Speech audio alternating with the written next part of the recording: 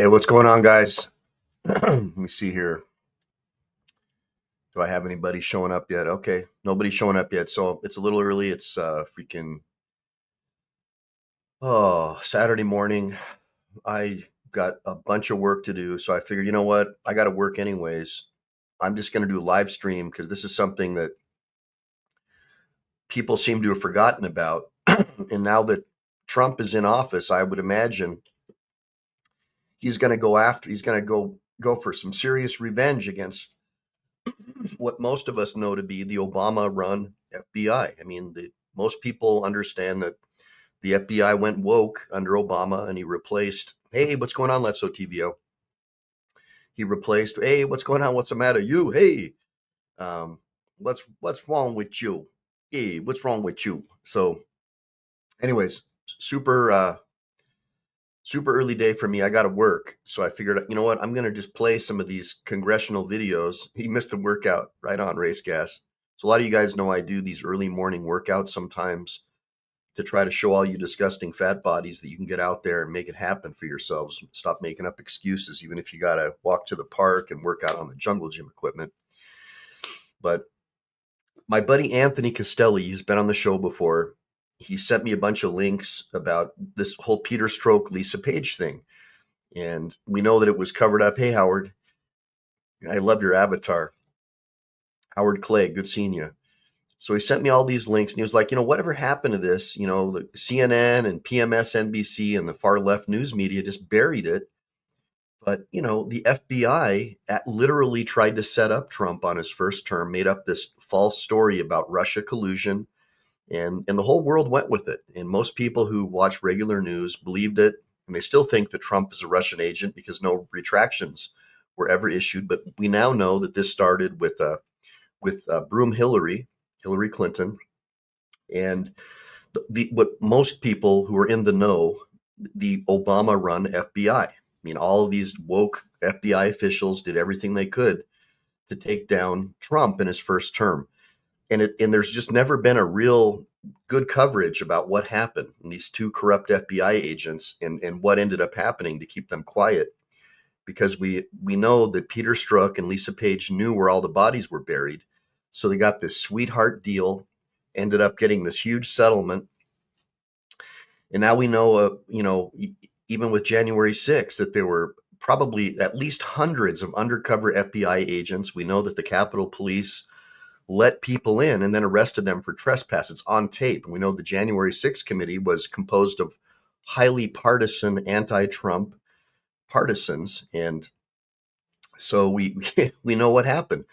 And so I do these shows about corrupt government officials and these politicized governmental agencies. I cover everything from bad cops, bad judges, portable prisons, and I'm a libertarian, but I'm just telling you, I think that what's going to end up happening here is the world's best investigative journalist, Mr. Rachel Madcow. Yeah. So I guess what I'm trying to do is show you how politicized our government agencies have become and how unfair it is now that we have basically like a far left woke FBI going after anyone who supports, the Bill of Rights, the Constitution, the Second Amendment, and how that could end up leading to a potential civil war in this country if we don't start, cracking down on these agencies and making them less political. And so one of the things that we'll do is we'll show you how corrupt and how politicized the FBI has become. And I know that a lot of partisan Democrats are all for it. Like, great, let's get them. Let's use government agencies to go after our political enemies. And I just think that's the wrong move, because now that Trump's in power, watch what's going to happen is you're going to get a bunch of partisan Republicans, and they're going to be out for blood trying to get revenge. And so I'm one of these guys who believes that we should have. I don't even think we need these federal agencies to begin with. Like they should. I mean, the CIA is in the business of destroying governments and propping up governments. I mean, they could very easily do that here too, to our own people. So give me a bunch of ones if you agree with that. And then, the only people who died on January 6th, and Graham, was Ashley Babbitt. She was shot by a corrupt Capitol policeman who was on the Brady list, and he's not even allowed to testify. He's so corrupt, who actually left one of his handguns, service pistol, in a public restroom. And he'd been written up multiple times. Very corrupt dude, scumbag. And that was all covered up. So you're right. It was an act of treason that people died and his police record was covered up. It was an act of treason, I believe, to fill the January 6th protesters with undercover agents to invite them in and then arrest them. It was an act of treason when Trump asked for the National Guard to show up, and they were told not to show up by Pelosi and her friends in the Capitol Police, the Democrat-run DC police. And more of this stuff is coming out. So what we'll do is we'll talk about that, and we'll get into what really happened and how this all started, the cover-up and election interference on a scale we've never, ever seen before in the history of this country at the hands of corrupt FBI officials. And I think it's going to end up happening again. But now what's going to happen is, instead of all the Obama woke Democrats, the rainbow flag mafia that Obama basically had take over the FBI, is now probably going to be replaced with like hardcore, like Tea Party patriots. And they're going to be out for blood. So it's pretty scary. But we'll get into it, and we'll talk about, from their own mouths what happened, and we'll see how corrupt Peter Strzok and the politicized federal agencies that went after Trump in his first term and made up just a bunch of nonsense that wasn't true, that a lot of people like Ann Graham and Ron Nolan's I actually believe happened and are true, even though we know that based on government documents and public records requests that have since come forward, that were actually just all made up. It was a complete nonsense, made up garbage. Hey, what's going on, Copster 5150? And yeah, so hopefully we'll have some fun. Looks like we've got some woke people in the audience who believe anything the Communist News Network tells them to think. So this guy, I think we probably do. I wouldn't even call them libtards. I would just say Marxists. Hey, what's going on, BZ? So guys, what I'm going to be doing today is I've got to get some work done. As you guys know, I'm a lawyer, and I got up super early, and my buddy Anthony Castelli, who's also a recovering Democrat, said, hey man, you need to cover this Peter Strzok story because it never really got any good coverage. The Communist News Network, PMS, NBC, they all just buried it. And so I'm going to talk about the settlement that he had, about how he ended up getting a job at CNN after he got bullshit FISA warrants and basically he should be in prison, this guy and his friend Lisa Page, and how it's going to end up becoming. I think this is going to be the undoing of the FBI now that we have now that we know what really happened. It's just this is unbelievable that this guy's not in prison. So what we'll do is we'll get into that, and then I'm going to be working, and I'll occasionally look over and talk to people in the sidebar and try to answer questions as I can. As you guys know, I represent whistleblowers, and me being a part of the Marine Corps community and a lot of my friends having gone over into federal agencies, I can tell you, man, the FBI is definitely a woke agency, and the long-term neutral agents have been pushed aside. Unless you're part of the rainbow flag mafia, it's really hard to get a promotion now at the FBI. And so this all started under Barack Hussein Obama. And we're going to talk about all that. And we're going to start off first with Trey Gowdy and him grilling these people who interfered in the first election. And so this is pretty interesting stuff. Oh, just give me 1 second. And, we'll let the chips fall where they may. And Graham, you need to get off of the CNN. You got to stop watching it. It's just left-wing propaganda. You got to start doing your own research. Don't believe what your college professors told you to think. That's all I got to tell you.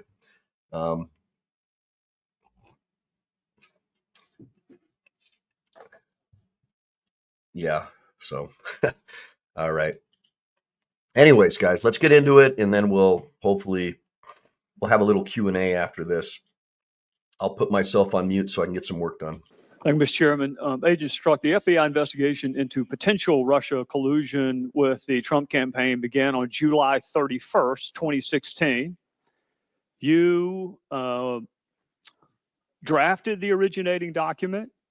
You approved the originating document. You were the point of contact on the originating document, and the FBI has represented to Congress that nothing from an investigative standpoint with respect to Russian collusion and the Trump campaign began before July 31st, 2016. But 10 days before the investigation even began, 10 days before you drafted the originating document, approved the originating document, was the point of contact on the originating document, 10 days before the investigation began, which the department you work for says nothing was done before July 31st. You said Trump is a disaster. I have no idea how destabilizing his presidency would be. And because you struggled a couple of weeks ago with a word that I thought had a commonly accepted definition, I'm going to go ahead and give you the definition of destabilizing. The first one kind of is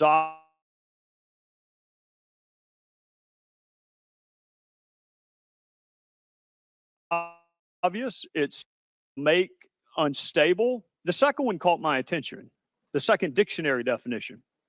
To cause something such as a government to be incapable of functioning or surviving. That's a pretty significant allegation to make 10 days before you even began to investigate someone. So that was before July 31st. I want to ask you in that first week, we'll go ahead and up it to 8 days. Between July 31st and August 8th, how many interviews did you conduct related to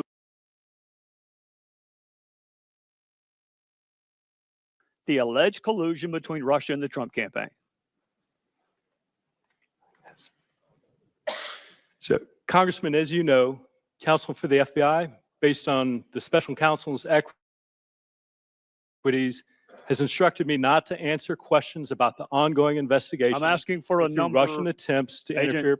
Agent Strzok, I'm asking for a number. I haven't gotten to the names. How many people had you interviewed between the beginning of it on July 31st and August the 8th? It's an 8-day time period.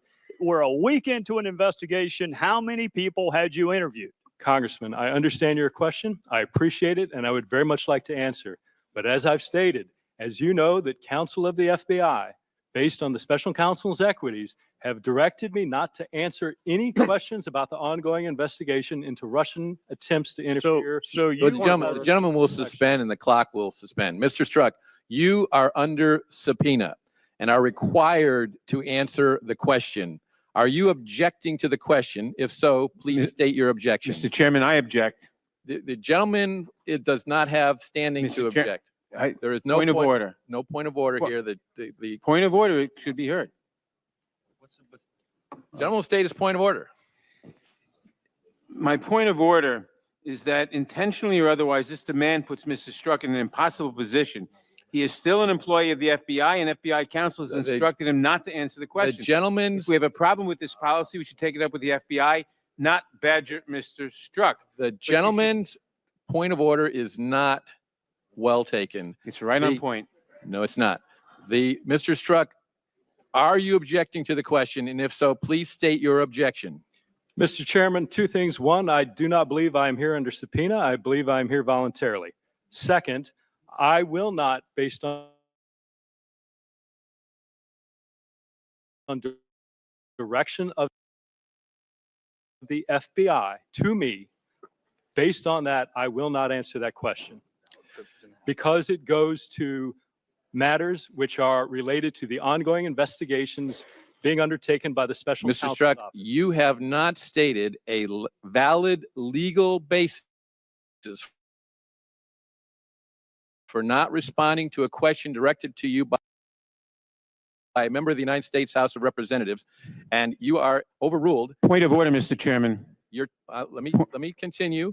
Your testimony is essential to this hearing, and to our oversight and information gathering functions with regard to the actions taken and decisions made by the Department of Justice and the Federal Bureau of Investigation in 2016 and 2017, I am specifically directing you to answer the question in response to our subpoena, notwithstanding. Mr.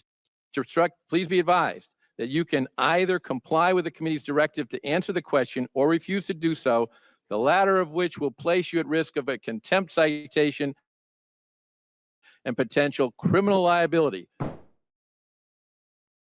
Point of order, Mr. Chairman. The question is directed to the witness. And I have a point of order before he answers the question. The point of order is not well taken until You don't know what the point of order is. You can't say it's not well taken. the point of order, the witness will answer the question. Mr. Chairman, I raise my point of order and I insist on it. What is the point of order? The United States Attorney's Manual instructs the proper personnel not to respond to questions about the existence of an ongoing investigation or comment on its nature or progress. In a letter to Congressman John Linder in 2000, referred to as the Linder letter, the department made this policy explicitly applicable to requests from Congress. Quote, although Congress has a clearly legitimate interest in determining how the department enforces statutes, congressional inquiries during the pendency of a matter pose an inherent threat to the integrity of the department's law enforcement and litigation functions, unquote. Therefore, the question being directed at the witness is out of order. The witness's declination to answer it as against the instructions of the FBI pursuant to FBI policy, which is necessary so as not to allow us to subvert an ongoing criminal investigation. He is right, and he should not answer the question. The gentleman has not stated a valid point of order. The ruling of the chair in that case. Nonetheless, the United States Supreme Court has recognized that it is unquestionably the duty of all citizens to cooperate with the Congress in its efforts to obtain the facts needed for intelligent legislative action. It is their unremitting obligation to respect the dignity of the Congress and its committees and to testify fully with respect to matters within the province of proper investigation. Mr. Chairman, Mr. Chairman, you know, or we all know, that if we were to ask a question of a witness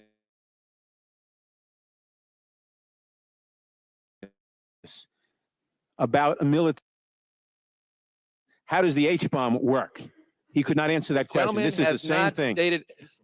That is a classification issue, not an issue of whether or not this is a valid question for which I appeal the ruling of the chair. There, Not a point of order. He has ruled that it's not a point of order. that is not a ruling. Mr. Strzok, Mr. Chairman, I insist on my point of order, and I insist on Mr. Strzok, appealing the ruling of the chair. Mr. Strzok, knowing the advice that Point I of order, have given Mr. you- Chairman. Point of order. I believe there's a point of order that's been raised and you've ruled we have a right now to answer Mr. It Nadler's. is not a valid point of order. The And I chair appeal has can't just already. repress it, on Mr. that Chairman, question, because on you that don't- question, on that ruling. Point of order, Mr. Chairman.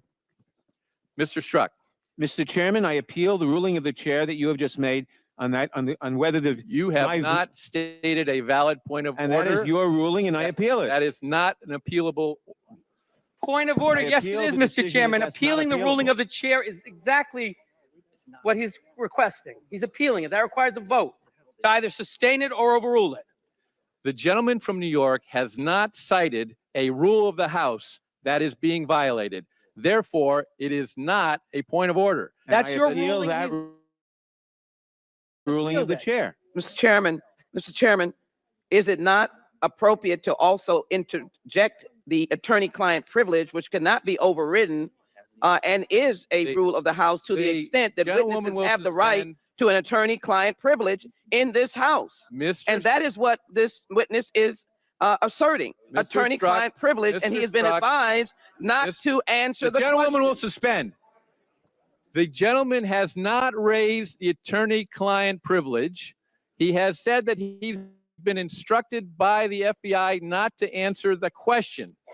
Now, By lawyers. he knows the advice I have just given him. If he would like, I'll restate it. But knowing this, will you answer the committee's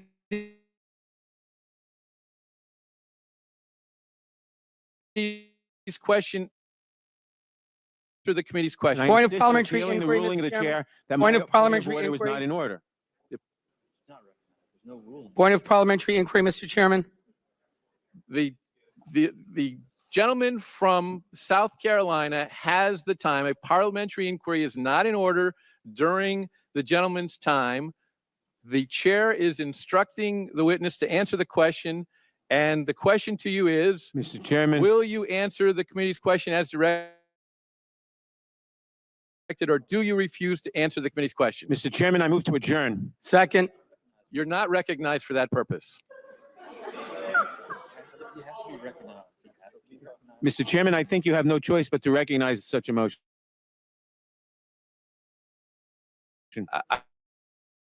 I do not have the motion is not in order during the time controlled by the gentleman from South Carolina. I appeal that ruling of the chair. Mr. Strzok, will Mr. you Chairman, I answer? appeal your ruling of the chair that my motion to adjourn is not in order. The gentleman is not in order. That may be, but I appeal your ruling. The gentleman is not recognized. Knowing this, will you answer the committee's question as directed, or do you refuse to answer the committee's question? Mr. Chairman, as you know, counsel for the FBI has directed me not to answer questions about the ongoing investigation. As you also know, counsel for the FBI, You may consult with your own counsel. but I may not consult with the FBI's counsel. Only with your own counsel. Mr. Chairman, there's no basis for that. He can consult with the FBI counsel. He's an FBI The employee. gentleman is not recognized. And the chairman is not being proper. The chairman is being proper. Witness can't be directed not to confer with his attorney. The FBI is not his attorney. His attorney is seated behind him. If he wishes He's an to consult with employee his of the attorney, FBI, as Mr. he's already done, he may do so. And his attorney may consult with the FBI attorney? Isn't the privilege that of the FBI, and shouldn't the FBI counsel be solicited on that point? So just so you guys know, I I agree with the Democrats on this panel that Strzok, as an FBI employee, would definitely have the the right to confer with the FBI attorneys. That's part of the deal. Not sure what's going on here. I'm not a big time political guy when it comes to what they do with these sessions, but yeah, I think that he's definitely got there. What do you guys think? As an employee of the FBI, don't you think that Peter Strzok would have the right to talk to the? What do you guys think? I want to know what you guys think. By the way, good seeing you, Steve Conkler, Brandy Swaney, Rhine Labs, Free Behind Bars, SWE Observer. Well, the question that Free Behind Bars has is Dems are protecting the FBI. Why? Well, because we know that Obama, starting with Obama, most of the administrative agencies had the head officials replaced by far left, woke, partisan Democrats. And so as a result, many of the neutral, old school FBI, CIA, they got sort of brushed aside for this new, almost like a Soviet Union style of government, where show me the man and I'll show you the crime mentality if it's one of their political opponents. And so a lot of people are really upset. There's actually calls now to they're actually called. Well, Jason Smith, I don't know, brother, but I love your cover. Hoorah, Semper Fi, man. I think, and I'm a lawyer, so I know a little bit about this stuff. When I sue corporations or government agencies, the attorney for those government agencies definitely have the right to represent the employee of the agency, because the agency is the master, and then the employee is the servant. And so because of that, there is attorney-client privilege that does attach. Now, with respect to these government hearings, I'm not really sure how it works, but I would say that it's a safe bet that Strzok, even though Strzok's a weasel, he's a scumbag, and he should be in prison for what he did. I mean, he was definitely guilty of election interference, but I think most people realize that he was doing it at the behest of someone at the Obama administration. And because of that, he got a sweetheart deal and was able to stay out of jail. Why? Because he knew where all the bodies were buried. He probably could have taken down the entire FBI and Obama administration, because all roads led from him to Barack Obama and Big Mike. And that's kind of how it went down. But let's keep on going. And now, Jason Smith, look, brother, you might be right. I'm just telling you, I'm a libertarian. I think both parties are very corrupt, but I think you got to let the chips fall where they may. I know there's a lot of partisans in here who are just all about, Democrat versus Republican, but I just think it's a two-headed snake. It's two heads of the same snake, right? And but in this case, I mean, obviously, the Obama administration definitely interfered with the first election and was able to use the Democrat-controlled press to create this false narrative about this Russian collusion thing. So we'll get into it, and I'll let you guys, listen, and you can tell me what you think. And again, I'm working today, so I'm kind of going in and out of the session here, but I'll do my best to try to answer as many questions as I can as I take little breaks and see people in the sidebar. Hey, what's going on? Life under the microscope. Good seeing you, bro. Good seeing all you guys here. I know my phone's blowing up with text messages, guys. I'll check them later. I am completely buried right now. I didn't get enough work done yesterday, and I want to get as much as I can done today so I can, go out with my family later, because the wife got back from El Salvador, and I haven't had a lot of time to spend with her since she's gotten back. So let's get back into the show. Let's do it. Let's just get this out, and then we'll go back here.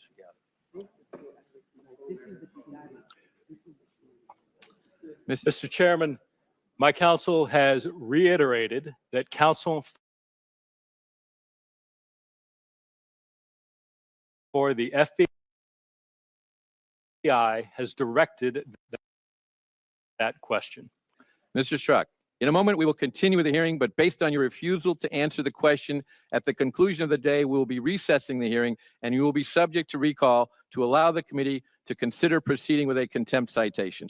A point of order, Mr. Chairman. Will the committee also consider contempt for Mr. Bannon, who refused to answer Mr. Gowdy's questions when he was actually under subpoena? That is not a proper point of order in this hearing. Parliamentary inquiry. Mr. Gowdy, do you remember Parliamentary inquiry. The time is controlled by the gentleman from Parliamentary inquiry. A parliamentary inquiry is Mr. not Bannon, in would you order answer your when the questions gentleman under subpoena, from Mr. South Gowdy? Carolina controls the time.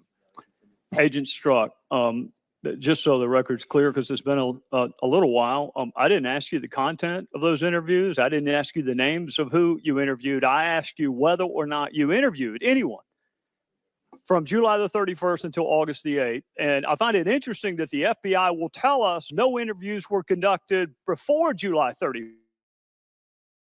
That apparently doesn't impact an ongoing probe. But between July 31st and August 8th, it does. Here's the good news. I already know the answer to it.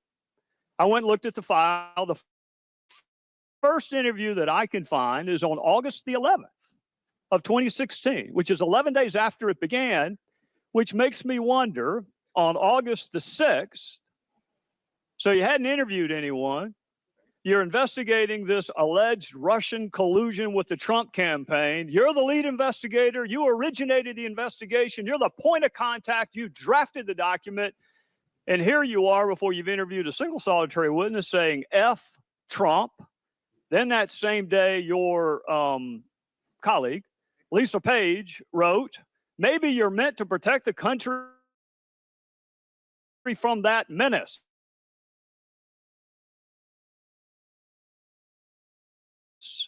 And you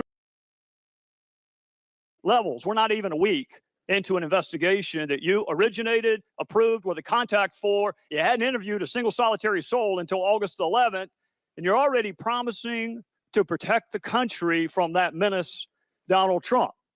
And then on August the 8th, you still hadn't interviewed anyone. You're 8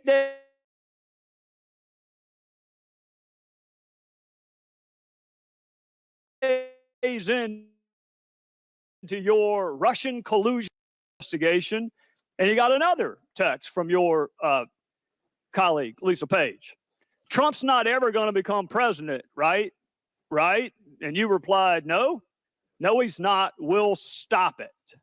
By the time you promised to stop him from becoming president on August the 8th, how many interviews had you conducted?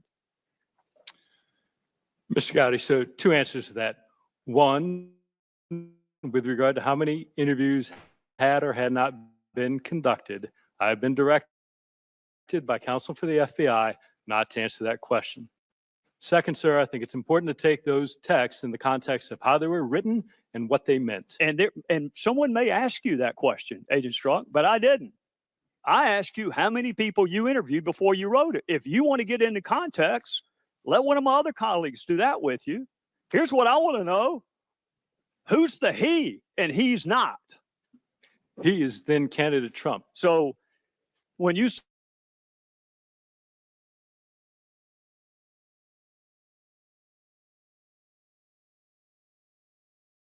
said no, what's the it? Chairman We'll Gowdy, stop it.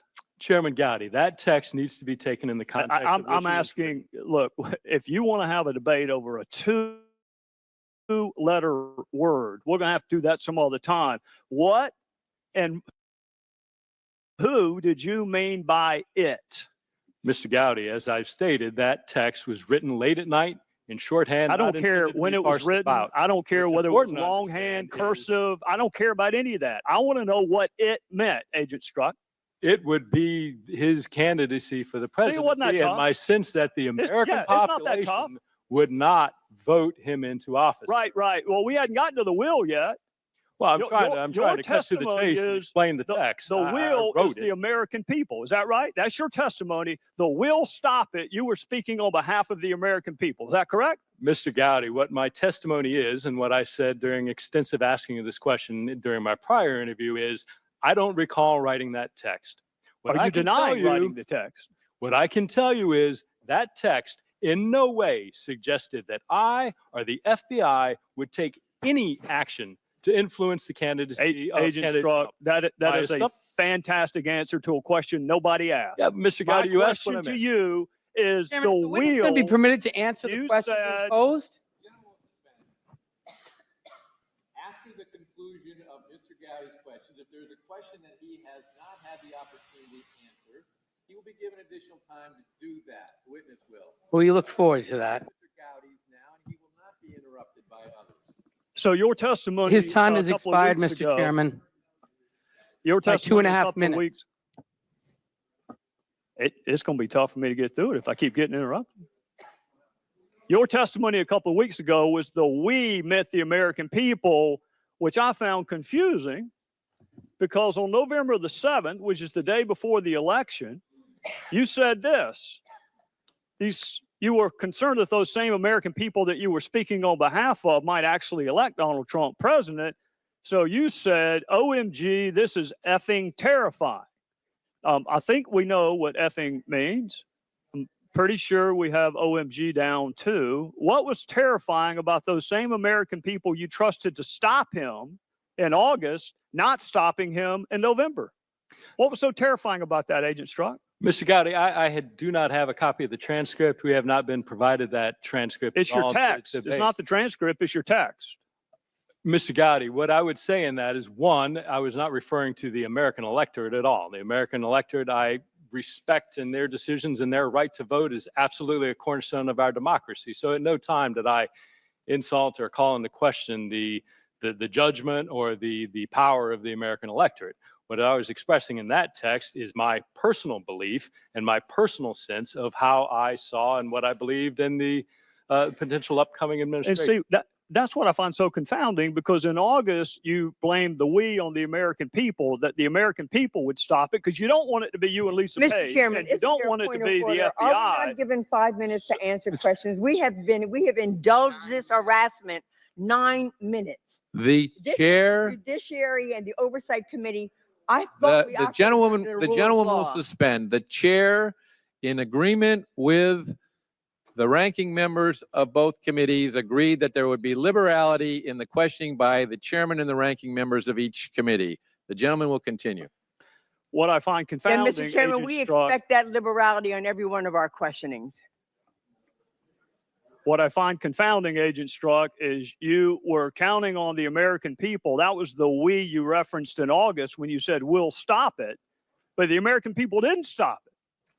He actually won. So then we go to March of 2017, and you're already talking longingly about him resigning. And then we go to the day that Special Counsel Mueller, well, before we go to that, that's March of 2017. March of 2016, you wrote, God, Hillary should win 100 million to 0. And I'm assuming Hillary would be former Secretary of State Hillary Clinton? That's correct. All right. In March of 2016, weren't you investigating her for potential mishandling of classified information? We were. Had you interviewed her yet? No. Had you interviewed more than 30 other witnesses that wound up being interviewed? I would have to check the case file, but I'll take your representation. That's Well, if she had said something incriminating in your interview that took place months later of her, would she have won 100 million to 0 then? likely not. No. Well, then why wouldn't you wait until the investigation was over before you have her the nominee and winning a general election against an opponent that hadn't even been named yet? 100 million to 0, Agent Strzok? That's how bad she should win? Mr. Gowdy, those personal expressions of my observing the political process of the presidential primaries had no bearing on my actions of any investigation, to include the investigation of Secretary Clinton. You couldn't think of or anybody else. Sir, You couldn't think of may. a single person that would not vote for Hillary Clinton for president? 100 million to 0, Sir, Agent that was- Strzok? So that was clearly hyperbole, which I... Well, let's say it was hyperbole. Let's divide it by 10. How about we say it was hyperbolic and divide it by 10? 100 million divided by 10, I'm pretty sure is 10 million. 0 divided by 10 is still 0. You couldn't think of a single solitary person that was going to vote for her for president before you interviewed her and while you were supposed to be investigating her. Congressman, clearly that's not the truth. Clearly, I could envision millions of Americans who are likely and did vote for then. Well, you wrote it. My point, sir. Did you my write point- it? Did you write that I text? did write that, sir. Okay. in a Were you under expression of duress? Political expression engaging in hyperbole. Were you under duress? Asked and answered over and over again. The gentlewoman will suspend. The gentleman from South Carolina controls the time. All right, we're going to go into one other time period. May 17th, 2017, Bob Mueller is appointed. Your friend Jim Comey's been fired. He's already leaked the memos to his law professor friend, and Mueller is special counsel. Do you remember how long it took for you to start talking about impeachment after Bob Mueller was appointed? I don't, sir. 1 day. 1 day. And you were talking about impeachment. And for anyone who may have missed it the day after his appointment, Agent Strzok, you did it again 5 days later. Now, how many interviews had you done as part of the special counsel team within the first 5 days of his appointment? Sir, again, same answer as before. I can't get into details. Right, and the answer is also the same. It's 0. No interviews had been done. I don't know if that's true or not. No interviews had been done by August the 8th when you're talking about stopping him and how terrifying it would be for him to win and how you can protect the country. And no interviews have been done before you're talking about impeachment of the president. But no of the investigation, Agent Strzok. My question is, if you were kicked off when you read the text, shouldn't you have been kicked off when you wrote them? Not at all. Well, it wasn't the discovery of your text, Mr. Strzok. It was the existence of your bias that got you kicked off. No, Mr. Gowdy, it wasn't. I do not have bias. My personal opinions in no way. Well, then have why did ever you get kicked impacted off? or may Why'd you offended. get kicked off? Mr. Gowdy, my understanding of why I was kicked off was that based on understanding of those texts and the perception that they might create. Is Well, something hang that on a Special second, Counsel Agent Mueller, Strzok. Hang who's on a man of second. extraordinary Perception. integrity. You're saying it was the perception. There are 13 Democrats on the special counsel probe, including one who went to what he hoped was a victory party. That's a perception problem, too. They weren't kicked off. You were. Why were you kicked off? Mr. Gowdy, I cannot speak to Special Counsel Mueller's How long did staffing you talk to decisions him? or Please the let him reasons why he did or How didn't. long did you talk to him when he let you go? Witness answer the question. Witness will be afforded the opportunity to answer the question if there's a question he wants to answer after Mr. Gowdy's time. My recollection, it was a short meeting, somewhere between 15 to 30 minutes, probably around 15 minutes. And your testimony is Bob Mueller did not kick you off because of the content of your text. He kicked you off because of some appearance that he was worried about. Sure. My testimony, what you asked and what I responded to, was that he kicked me off because of my bias. I'm stating to you, it is not my understanding that he kicked me off because of any bias, that it was done based on the appearance. If you want to represent what you said accurately, I'm happy to answer that question, but I don't appreciate what was originally said being changed. I don't give a damn what you appreciate, Agent Strzok. I don't appreciate having an FBI agent with an unprecedented level of animus working on 2 major investigations during 2016. The chair recognizes the gentleman from Maryland, Mr. Cummings. Oh, point of order, Mr. Chairman, can I respond to answer some the of the questions that you promised him he would have an opportunity to answer? Does We the gen- endured does the 15 gentleman- minutes of badgering of the witness. Can he be allowed now to answer as you promised, Mr. The Chairman? gentleman will suspend. The witness at any time can ask for additional time to respond to any member's question if the time has been You said ended. you were going to give him that opportunity at the end. I am of- giving him that opportunity. Mr. Chairman, may I respond to? Yes, you may. Yes, Mr. Gowdy. Sir, I think it's important when you look at those texts that you understand the context in which they were made and the things that were going on across America. In terms of the text that we will stop it, you need to understand that that was written late at night, off the cuff, and it was in response to a series of events that included then candidate Trump insulting the immigrant family of a fallen war hero. And my presumption, based on that horrible, disgusting behavior, that the American population would not elect somebody demonstrating that behavior to be president of the United States. It was in no way, unequivocally, any suggestion that me, the FBI, would take any action whatsoever to improperly impact the electoral process for any candidate. So I take great offense and I take great disagreement to your assertion of what that was or wasn't. As to the 100 million to 1, that was clearly a statement made in jest and using hyperbole. I, of course, recognize that millions of Americans were likely to vote for candidate Trump. I acknowledge that is absolutely their right. That is what makes our democracy such a vibrant process that it is. But to suggest somehow that we can parse down the words of shorthand textual conversations like there's some contract for a car is simply not consistent with my or most people's use of text messaging. I can assure you, Mr. Chairman, at no time in any of these texts did those personal beliefs ever enter into the realm of any action I took. Furthermore, this isn't just me sitting here telling you, you don't have to take my word for it. At every step, at every investigative decision, there are multiple layers of people above me, the assistant director, executive assistant director, deputy director, and director of the FBI, and multiple layers of people below me, section chiefs, supervisors, unit chiefs, case agents, and analysts, all of whom were involved in all of these decisions. They would not tolerate any improper behavior in me any more than I would tolerate it in them. That is who we are as the FBI. And the suggestion that I, in some dark chamber somewhere in the FBI, would somehow cast aside all of these procedures, all of these safeguards, and somehow be able to do this is astounding to me. It simply couldn't happen. And the proposition that that is going on, that it might occur anywhere in the FBI, deeply corrodes of their mission, and it is deeply destructive. Mr. Chairman, I have a motion. I have a rule.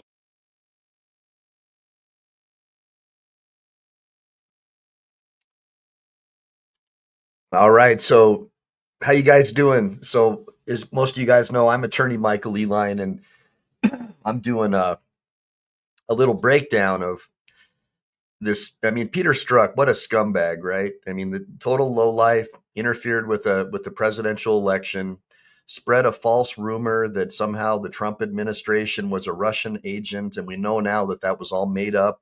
It was part of Hillary Clinton's campaign. And it was spread by corrupt FBI officials, Obama officials.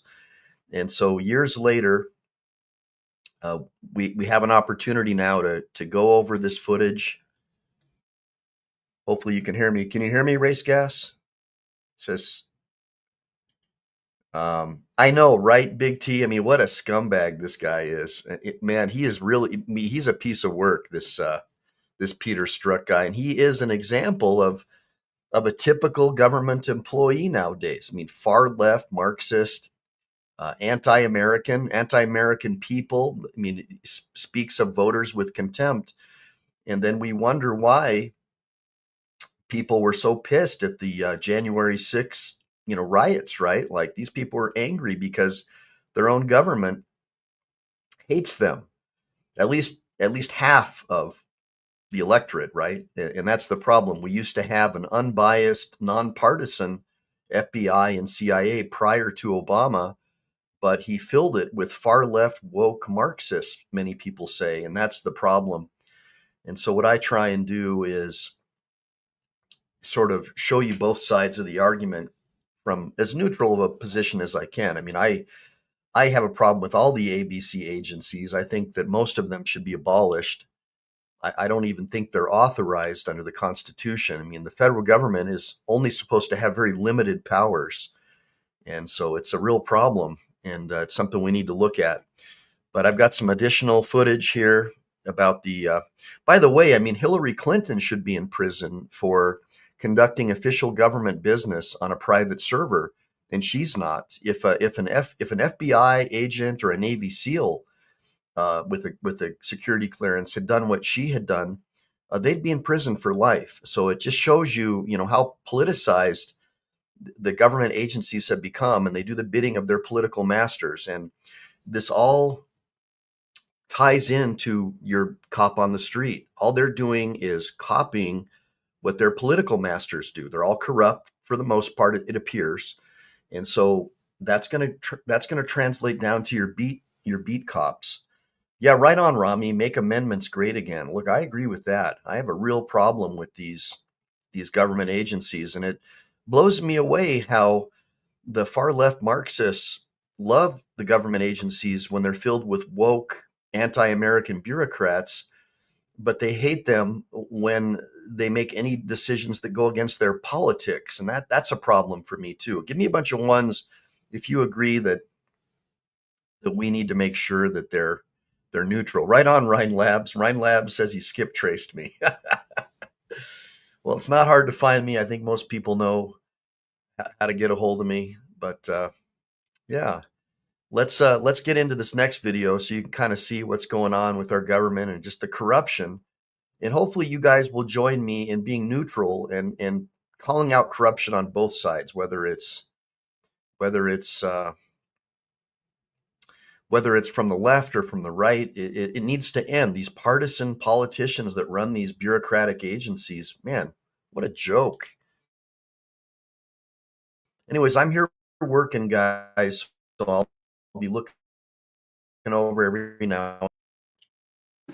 They were involved in the Clinton email investigation, the Russian investigation, the Muller investigation, and in some cases, all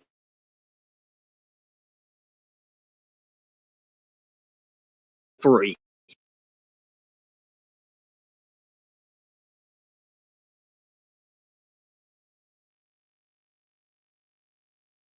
2015, Peter Strzok, quote, Bernie Sanders is an idiot like Trump. 2016, Lisa Page.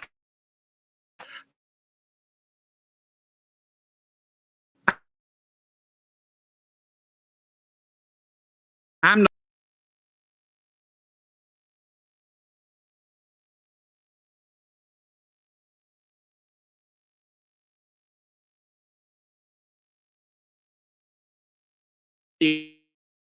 appalled by this.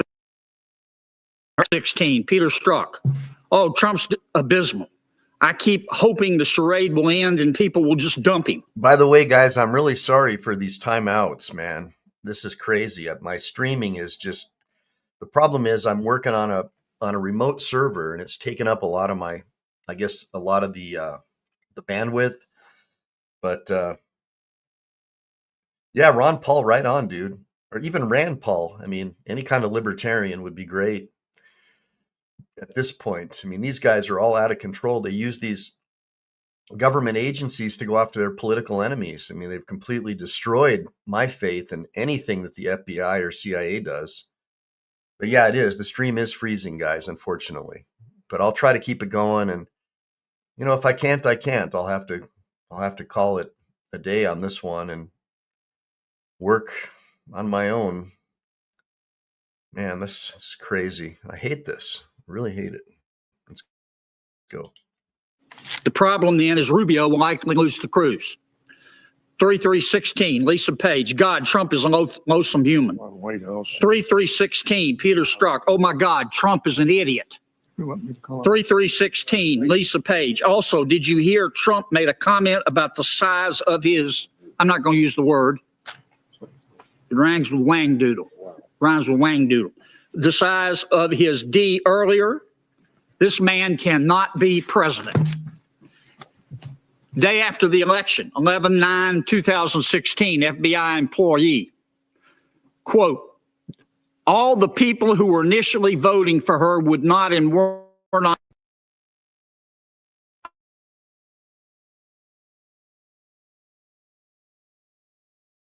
swayed by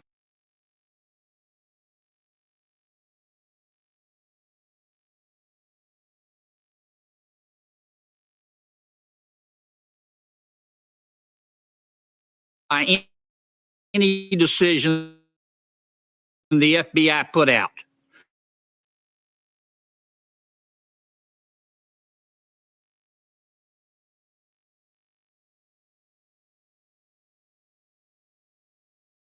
Of S that think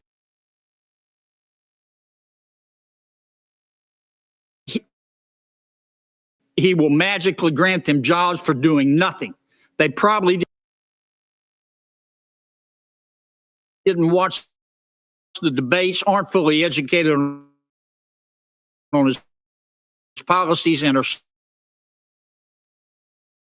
stupidly wrapped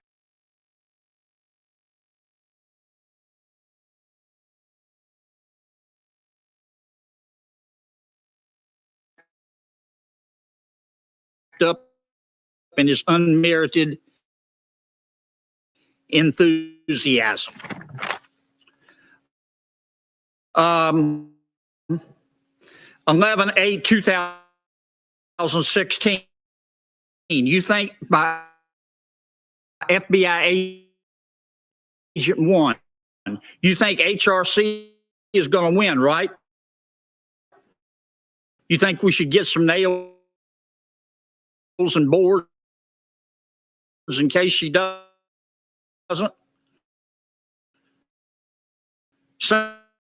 Same day, FBI agent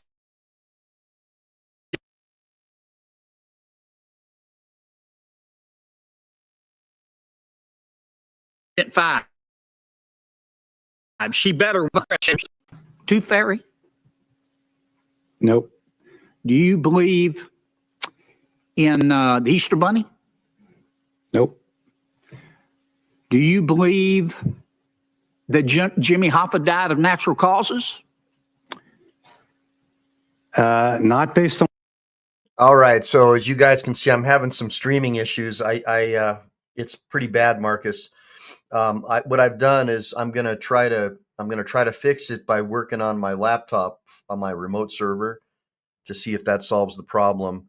And if not, you know, we'll call it a day. But what we're doing today is we're covering Peter Strzok, who is a very corrupt FBI official, total scumbag, interfered with President Trump's election using Hillary Clinton campaign material, and was able to get false FISA warrants.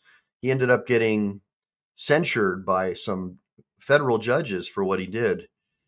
Yeah, it is pretty hard to watch, Howard. And so we're just kind of, the 3 letters don't want your live stream out there. It could be, but we'll, now that I've logged out of the remote server, let's see if we're able to get the show going again so we can have some fun and just watch these guys rip each other. It's hilarious. Let's go. From what I've read.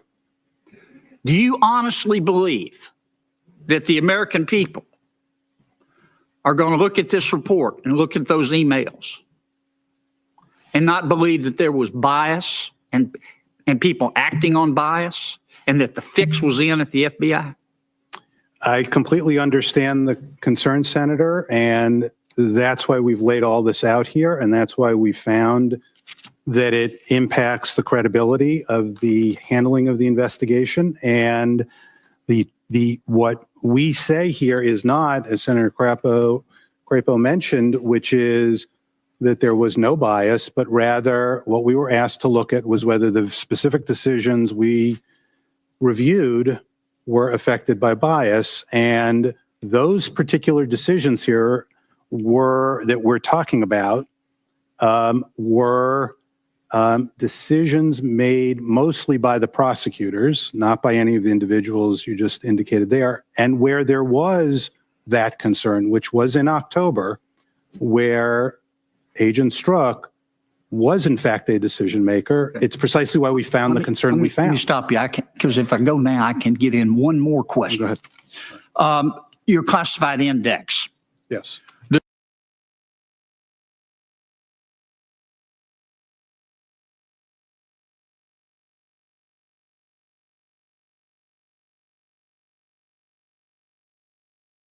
Guys, sorry about that. So just kind of bouncing around back and forth here, guys.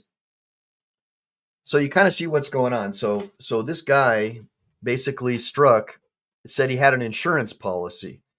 And so he made up this false narrative that, somehow Donald Trump is a Russian spy or a Russian agent. And of course, the left-wing news media went with it. And there was all this stuff going on, and it was just covered up. Everything that he did was basically buried by the left-wing press. And so now, years later, we're going back and we're covering it because I have this strange feeling that all of these Obama FBI officials are going to get prosecuted now. I'm concerned that these federal agencies are now all the woke FBI and CIA people that Obama put in there are going to be replaced by far right radical Republicans, and we're just never going to have a neutral agency. And when you look at the actual creation of the FBI, when it became, powerful under, I think it was Hoover. Correct me if I'm wrong, but I think it was Hoover. This guy basically was blackmailing the president and congressmen. He had like dirt on everybody, and he was using this to be able to hold on to his power to control the agency. And many people believe that because the CIA is involved in nation building, that they actually are the ones who really run the government now. And that it's like a woke agency like the FBI. And so we have at least half of the American people now who distrust the government. And it's almost like, what's going on, guys? I mean, isn't there a way that we can like diminish the power of these agencies and return power back to the people? Because if we don't, you're always going to have whatever the party is that's in power is going to be able to use these agencies to go after their political enemies, like they definitely did with Trump. And Gary says it the best. Gary P. Farrell says he was a very nefarious individual, Hoover. That's right. And so it's pretty scary what's going on out there. But Peter Strzok, man, an example of a complete piece of trash, garbage, him and his girlfriend, Lisa Page. The guy ends up getting a job at CNN and ends up suing the FBI and winning a bunch of money. And a lot of people believe that it was a payoff because we know that he was probably directed by higher up FBI officials. Like this was all part of an inside job to discredit Trump's first term. And so that's the problem, is that there's just a lack of trust in these agencies. So let's see here. And we'll, I'm going to show you some more stuff here. Just give me a second. This is going to blow your mind too. Let me get rid of this one. So we got that one. Let's pull this over here. All right. So the next video I'm going to show you is, just give me 1 second, guys. For crying out loud. For crying out loud. Let me show you the next one. Doop, doop, doop, doop. This is crazy. I mean, this stuff is blowing my mind. I can't believe that there was not hardly any there's hardly any coverage. I mean, it was just buried by the left-wing press. And so at least you guys will get who won the battle axe? Who won the Viking battle axe? You know what, man? Nobody's won that Viking battle axe yet, Rhine Labs. It's still up for dibs. Yeah, you like it? That was my buddy Ragnar from the Leathernecks Motorcycle Club who made that axe, and we still have it. So, yeah, let's get into the next video. This is pretty good. Here we go. You want me to read this? Yes, please. Yes, sir. OMG, he's an idiot. May 4th, 2016. Now the pressure really starts to finish MYE. July 19th, 2016. Hi, how was Trump other than a douche? Melania? July 21st, 2016. Trump is a disaster. I have no idea how destabilizing his presidency would be. August 6th, 2016. I don't believe I wrote this text, sir. Okay, it's been attributed to you, so we'll go on to the next. Incorrect. August 8th, 2016. Again, And I'll preface it by saying this for context. Ms. Page said, not ever going to become president, right? Right? no, he's not. We'll stop it. Repeat that again. No, he's not. We'll stop it. August 15th, 2016. I want to believe the path you threw out for consideration in Andy's office, that there's no way he gets elected, but I'm afraid we can't take that risk. It's like an insurance policy in the unlikely event you die before you're 40. On October 20th, 2016. I can't pull away and I defer to the chairman whether You or can not just he'd use like me to one use letter if you profanity. don't mind. What the F happened to our country, Lise? Okay, read it again that way. Sir, did you not, was No, it not I just wanted to intelligible? hear it You one just more want to time. hear it for Yeah. me to repeat it? Please. Okay, sir. Sure. Happy to indulge you. I can't pull away. What the F happened to our country, Lise? Why in the world do you believe that this committee should not ask for the record of similar text from your private account to find out what else you might have said about insurance policies or about the President of the United States or investigation? That is a rhetorical question you need not answer, and I yield back. Mr. Chairman, may I nonetheless answer? You may respond briefly, even though he said it was a rhetorical question. I appreciate that, Mr. Chairman. Congressman, what I think is critical, and I'm glad you brought up a lot of these because I would like to make the point that I didn't bring them up. I just asked you to read your own words. Sir, if I may, what is important is that these texts represent personal beliefs just like those that you'd find on my personal phone. What these texts do not represent is any act, any suggestion of an act, any consideration that we need to do this or not do this. And furthermore, I would encourage you, as I believe I forget who I said this to earlier this morning, you need to read these texts in the context of what was going on at the time. So when I make the comment about Trump having no idea how destabilizing his presidency would be, that came on the heels of a speech where then candidate Trump said he didn't know whether or not the United States should honor its commitment to mutual defense under NATO. I appreciate that, sir, Mr. Chairman. think about that, but- Thank you very much. That's not briefly. Mr. Chairman, in light of these actual, No. Give him that opportunity. Regular order, you should be permitted to answer his question. Everyone will suspend. I told the gentleman he could answer briefly. He has answered briefly. He has not finished answering. We will now turn to the gentlewoman from Washington, D.C. for her questions.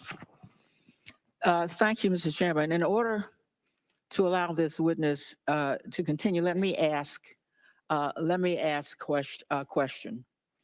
Mr. Strzok, you are a senior, or were a senior and experienced FBI staff person. Is that not right? I would consider myself a senior and experienced FBI staff person, yes. Now, you had been involved in the Muller investigation of the last election involving Hillary Clinton and Donald Trump at the highest level. Is that not the case? If you mean by highest level that I had interactions with those cases with the director and deputy director and senior staff of the Department of Justice, yes. That's what I mean. Now, we've been reading from your personal phone and your and your official phone, did it occur to you that your personal political messages, if they became public, might be misinterpreted in light of your role in the investigation? Congresswoman, to be very honest, I didn't anticipate that because I never thought these texts would become public. Well, even though they were, some of them were not on your personal phone. Oh, correct. Yes, that's correct. So that means anything that's on your official phone, of course, belongs to the public. So I just want to establish that this this confusion between your public and private phone is part of our problem here today. Now, as we hold this hearing, I just want to note for the record that President Trump is on his way to a very controversial meeting with Vladimir Putin. Let me ask you, sir, about a undisputed finding of the Intelligence Committee, and by that I mean the CIA, the NSA, the FBI. These people do not usually speak in such absolute terms, so hear them. We assess Russian President Vladimir Putin ordered an influence campaign in 2016 aimed at the US presidential election. Russia's goals were to undermine public faith in the US democratic process, denigrate Secretary Clinton, and harm her electability and potential presidency. We further assess Putin and the Russian government developed a clear preference for President-elect Trump. We have a high confidence in these judgments. Are these conclusions familiar to you, sir? They are. Are you aware of any finding that undermines these conclusions of the three intelligence committees? I am not. The Senate committee on the other side of the Capitol, under the leadership of a Republican chairman, Richard Burr, and not split in the way our own Intelligence Committee here in the House, has made a bipartisan finding affirming the Intelligence Committee's assessments. And I want to quote just briefly from them that the three committees, the Intelligence Commission assessment is a, quote, sound intelligence product. Now, let me indicate something that I had not known before preparing for this hearing, that they not only cited the usual context here in the United States, they quoted public Russian leadership commentary, Russian media reports, all aligned with the body of our intelligence reporting. Were you aware of the confluence of what the Russians were saying and what our own intelligence sources are saying? I believe I understand your question to be between the intelligence community sources and methods and open source reporting, including those from Russia. Yes, I was aware of all those things coming together at the same time. Do you have any reason to believe that the Senate Intelligence Committee or the NSA or the CIA or the FBI or the Office of the Division of Intelligence are on some kind of an effort to discredit President Donald Trump? The gentlelady's time has expired, but you may answer the question. No, not at all. Thank you, Mr. Chairman. Gentlelady from the District of Columbia yields back. The gentleman from Ohio is recognized. Thank you, Mr. Chairman. Mr. Strzok, you were involved in investigating both the matter of Hillary Clinton's private email server and the so-called Russian collusion matter. Is that correct? That's correct. And Ms. Page was also involved in both those. Is that correct? She was not a member of the investigative team for either. She was a senior staff member for Mr. McCabe, who I believe began but somebody you were communicating with on a fairly regular basis on these matters. Thank you. And you would agree, would you not, that both investigations were supposed to be fair and unbiased? Yes, and that they were. yet you were both rooting for Hillary Clinton to win, and you both detested Donald Trump. Did you not? I think that's fair to say. And in fact, as we've learned, you apparently found Donald Trump's supporters detestable too, like those around Loudon, Virginia, as we've already heard, whom you called ignorant blanks. I'm not going to say that here, and that you had visited a Southern Virginia Walmart and could smell the Trump support. Now, I have to say, when I read those communications and when I hear them here, those between the two of you, specifically what you had to say about Trump supporters, it reminded me of something that Hillary Clinton had said about Trump supporters. She found them, what did she call them? Deplorables. And I would submit that it was your and Hillary Clinton's smug view of Donald Trump's supporters that was truly deplorable. Don't you think that the American people, when they're paying your salaries, when they're paying for a fair and unbiased investigation by none other than the FBI, deserved a whole lot better than what those comments I just referred to reflect? Congressman, two things. One, I absolutely regret the appearance of some of those texts and wish I would have said or phrased or not said at all some of the things I did. Two, I disagree completely with your attribution to my views of Trump supporters. I never said that. I expressed no such thing. There are millions and millions and millions of Americans who I deeply respect and honor who voted for Mr. Trump. Here. But I just also interestingly, you told Ms. Page, and I'll quote here, "I loathe Congress," and she agreed. Now, you're probably in pretty good company there. A survey I saw a while back about Congress found us less popular than root canals and head lice and colonoscopies. And although we did beat out playground bullies and the Ebola virus, but this is not about us. It's about you and whether or not the American people can have the confidence in the investigations that you were involved in and whether you were fair and unbiased when you investigated both Hillary Clinton and Donald Trump. Would you agree with that? Sir, I appreciate that concern very much. And let me explain a little bit about that comment.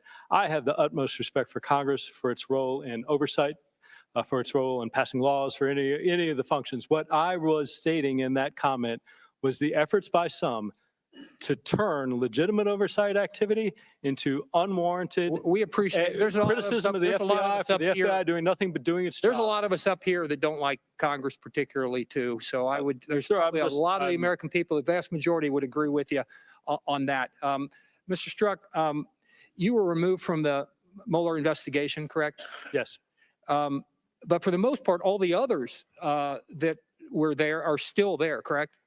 I can't speak to the current staffing. Well, let me tell you who they are. Greg Andrus, who gave $1,000 to the Democrat running to hold the Senate seat previously held by Barack Obama, and $2,600 to Democrat Senator Gillibrand, and zero to the Trump campaign. He's still there. And Rush Atkinson, who donated to the Clinton campaign, and zero to the Trump campaign. He's still there. And Kayleigh Freeney, who contributed to both the Obama presidential campaigns and the Hillary Clinton's campaign, and zero to the Trump campaign, still there. And Andrew Goldstein, who donated $3,300 to both Obama campaigns and zero to the Trump campaign, still there. And Elizabeth Prelogar, who, by the way, clerked for liberal Supreme Court Justices Ruth Bader Ginsburg and Elena Kagan and contributed to both the Obama and Clinton campaigns and zero to the Trump campaign, still there. And James Quarles, who contributed to the Democratic presidential campaigns of Dukakis and Gore and Kerry and Obama and Hillary Clinton. Now, he did contribute to former Congressman Chaffetz and Allen, but he contributed $20,000 to the Democratic and Senate campaign committees and zero to the Trump campaigns. I could go on, but I'm just about to run out of time. Suffice it to say that 9 of the 16 investigators still on the case gave to Hillary Clinton or Barack Obama or to both, and none gave to Trump. Now, shouldn't such a wide disparity in political support of one party over the other give the American people concern that even though you are off the Mueller team, that the fairness and lack of bias that President Trump deserves and the American people deserve just might be lacking here? The gentleman's out of time, but the witness may answer the question. Thank you, Mr. Chairman. Sir, what I'd tell you is this, and what I'd ask you to tell your constituents is this. I have and had no idea what contributions were made by anybody staffing the special counsel's office. What I can tell you and what I'd ask you to relay to your constituents is the men and women that I saw, the attorneys, the agents, the analysts, were the most remarkable bright, patriotic, hardworking people that I've ever had the honor of working with. I want you to know, and whether people leave here believing me or not, I was absolutely and remained absolutely convinced that the efforts and the personnel who make up the Office of the Special Counsel are the best in America. And I have complete faith and confidence that they will arrive at the truth and that they will do that well. Gentleman from Ohio yields back. The gentleman from Tennessee is recognized. Thank you, Mr. Chair. Mr. Strzok, I don't know where to start. If I could give you a Purple Heart, I would. You deserve one. This has been an attack on you in a way to attack Mr. Mueller and the investigation that is to get at Russia collusion involved in our election, which is what this committee should be looking at. A direct strike at democracy and what this country's about, and free and fair elections, keeping us independent of who is our foe, not our competitor, our foe. I just returned from the OSCE in Berlin. And there is little question among our allies and people and diplomats throughout Europe that Russia is an antagonistic country that is trying to wreak havoc in the Baltics, in the Balkans as well. They tried to use assassination to try to influence the elections in Montenegro. What they've done in Ukraine with Crimea and the Donbass, what they've done in Georgia, what they've done in Moldova. They are the bad guys. And you've dedicated most of your life to working in counterintelligence. One of your big cases, I think, was Donald Heathfield and Tracy Ann Foley. Is that correct? Yes, sir.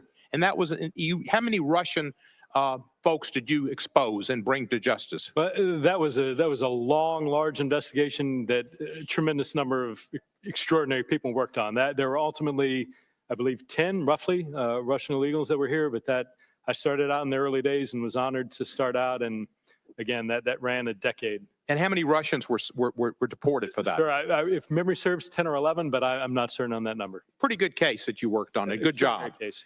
Did you work on Russia primarily when you were at the FBI in that area? At that period, early on, yes.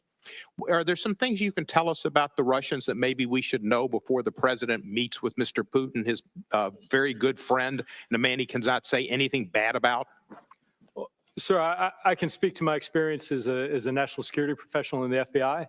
The Russians are a top-rate adversary in terms of their foreign intelligence service, in terms of how competently they are able to use their intelligence service to achieve their foreign policy and national security goals, many of which you referenced, their desire, the threat from NATO, trying to undermine the Western alliance, trying to minimize the role and influence and leadership of the United States around the world, attempting to minimize and undermine the extraordinary greatness of our democracy, to make it seem pedestrian and nothing special and on par with their kleptocracy and near dictatorship that they have, to somehow make us seem less. But that's my intelligence perspective. I wouldn't presume to get into a foreign policy. They engage occasionally in assassination? They do. Political rivals? Yes. An arrest of journalists for maybe talking and writing about things that the state doesn't believe in? Yes. It's not America. Not at all. Well, that's unfortunately what the Mueller investigation is looking into, is Russian collusion to influence our election and to influence our politics. And you have dedicated your life to working against that type of involvement and against that type of effort to subvert our democracy and to undermine it. I thank you for that. It's astonishing to me that you would be put on trial as you have today. The beginning of this discussion, this committee meeting, somebody said, we don't want young people to look at the front pages constantly and see things about the FBI that's putting the FBI and the Justice Department in questions and on the front page. Well, I would submit to this committee that the people who are putting that on the front page is this committee, and the people who won't accept what the investigator general said, that there was no bias involved in the actions of you or others that were investigated. There was found no evidence that the conclusions by the prosecutors were affected by bias or other improper considerations. Rather, we determined they were based on the prosecutor's assessment of the facts, the law, and past department practice. With that as a fact, there's no reason for this hearing. No reason at all. But it puts it on the front page again and again and again. And as you said earlier, the Russians are loving it because this is what they want. This is what they want. You'd think it was Benghazi. It was a never-ending television show from Congress that got nowhere except tried to influence the people that watch Fox News. And that's what this is about. And this is really unfortunate. And as they say, you could put lipstick on a pig, but this is nothing but a ruse to try to get to the Mueller investigation and make people think it's baseless, that it's biased, that it's 13 Democrats that are working on this, and they're prejudiced and they're discriminatory and they're biased because they, just as Jack Nicholson said in the movie, A Few Good Men, you can't handle the truth. And the truth is, this is the most corrupt administration ever, and it's going to be exposed by Robert Mueller. Thank God. I yield back, and I thank you. The gentleman from Tennessee yields back. The gentleman from Ohio is recognized. Mr. Jordan. Thank you, Chairman. Agent Strzok, did you provide any information to reporters, journalists, or media personalities about anything related to Trump-Russia investigation in 2016, 17, or 18? No. Did the press ever talk to you, Agent Strzok, about this issue? Did they ever come to you? The Trump-Russia collusion investigation? Did the press ever come to you? I'm asking first, did you talk to them? I'm asking now, did they ever come to you about anything related to Trump-Russia investigation in 2016, 2017, or 2018? I received a number of calls from various members of the media, particularly when I returned from the Office of Special Counsel. In every instance, prior to going on the Special Counsel team, did you get any inquiries from the press that you took? Not that I took. I referred them to the Office of Public Affairs of the FBI. Have you read the dossier? I have. Okay, and you wrote about it too, didn't you? I don't know what you mean by writing about it. We got an email that you sent. It should be presented there, or should be in front of you there. I want you to take a look at this. This is an email you wrote to Lisa Page, Bill Priestap, Jim Baker, Jim Rubicki, and CC'd Andy McCabe. Subject line is BuzzFeed's about to publish the dossier. You familiar with this email? I am. All right. Says this: comparing now, the set is only identical to what McCain had. Parentheses, it has differences from what was given to us by Korn and Simpson. Did you write all that? Congressman, let me answer it this way. The first, if I could address the chairman. Over the break, I was authorized by the General Counsel. Hang on a second. I just want my time stopped if you could. Are you addressing me or the chairman? I'd like to address the time. This is all going to come together in an answer. Is there a question you want to direct? No, it's something I wanted to answer your question from earlier based on something I've been told by the FBI. Wait. I think I'm aware of what the FBI told you, and you and I will have another chance to talk about that. But right now, the gentleman from Ohio controls the time. You wrote this. That was the question. So obviously, wait. Look at that. Do you see the from? So Congressman, here's the from line. Do you see the from line? Congressman, I do. It says I Peter understand. Strzok. And then it says to Lisa Page and a whole bunch of other key people at the FBI. So did you write it? I did write this. All right. Let me ask you a couple questions about it. It has differences from what was given to us by Korn and Simpson. Who's Korn? Sir, to answer that question, and I would love to answer that question.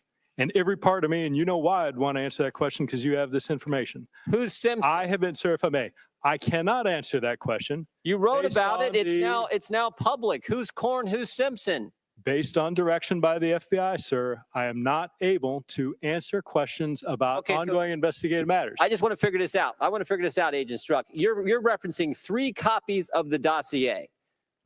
So that is like the the typical ploy of government agencies. When they don't want to release information, they'll just say that there's an ongoing investigation. And this is another problem that I have with the government in general, with these politicized agencies like the FBI, the Obama FBI, many call it, is they'll just say, hey, there's an active investigation to avoid turning over evidence that could harm these people who are clearly criminals with suits on, with suits and ties. What do you guys think?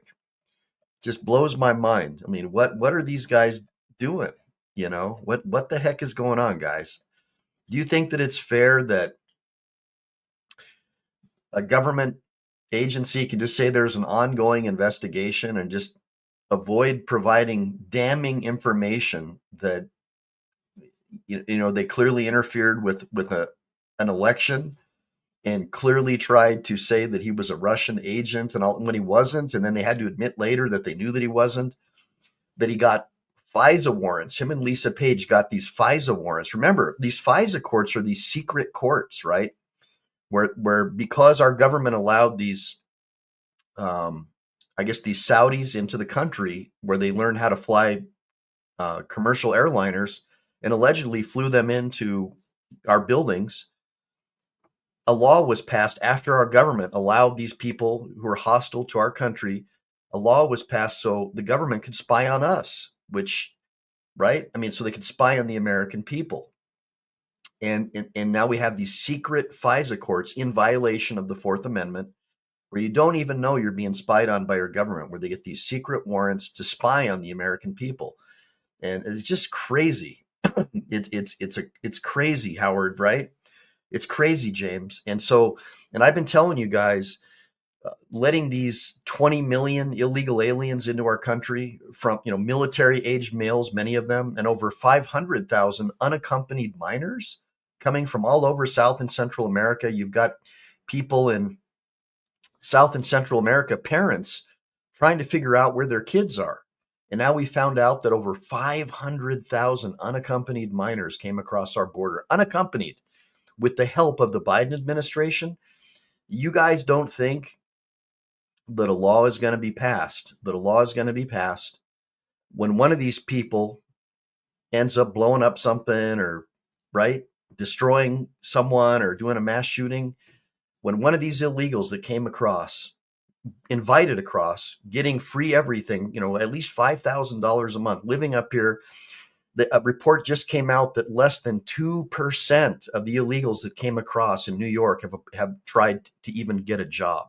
So it totally destroys the whole false narrative that they came up here because they want work, right? Why would they work when they're getting more money than you and I make a lot, right? I mean, come on. Plus free hotels, free food, free cell phones. And imagine how many of these are military-age males, like these Tren guys who came up from Venezuela. They emptied out their prisons, kind of like what Fidel Castro did, remember? If you guys ever saw the movie Scarface, he emptied out his prisons, so all these criminals came across into Florida, and that's what the Scarface movie's about. Imagine what's going to happen when one of these guys causes a mass terror attack. Think about it, a mass terror attack. Imagine how that's going to strengthen the government's ability to spy on the American people.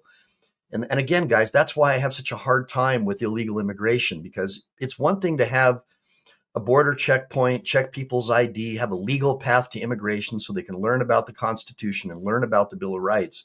But it's entirely another thing just to allow them to flood across. And many of them get to wait here for 7 or 8 years, awaiting their immigration hearing, getting free everything from the state, and being in a position where they can commit crimes and harm our locals. Like, look at what happened to England.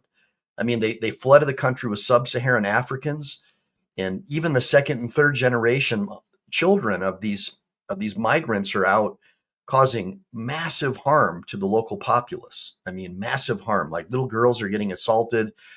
And the king is on the side of the illegals that he flooded the country with, along with the World Economic Forum.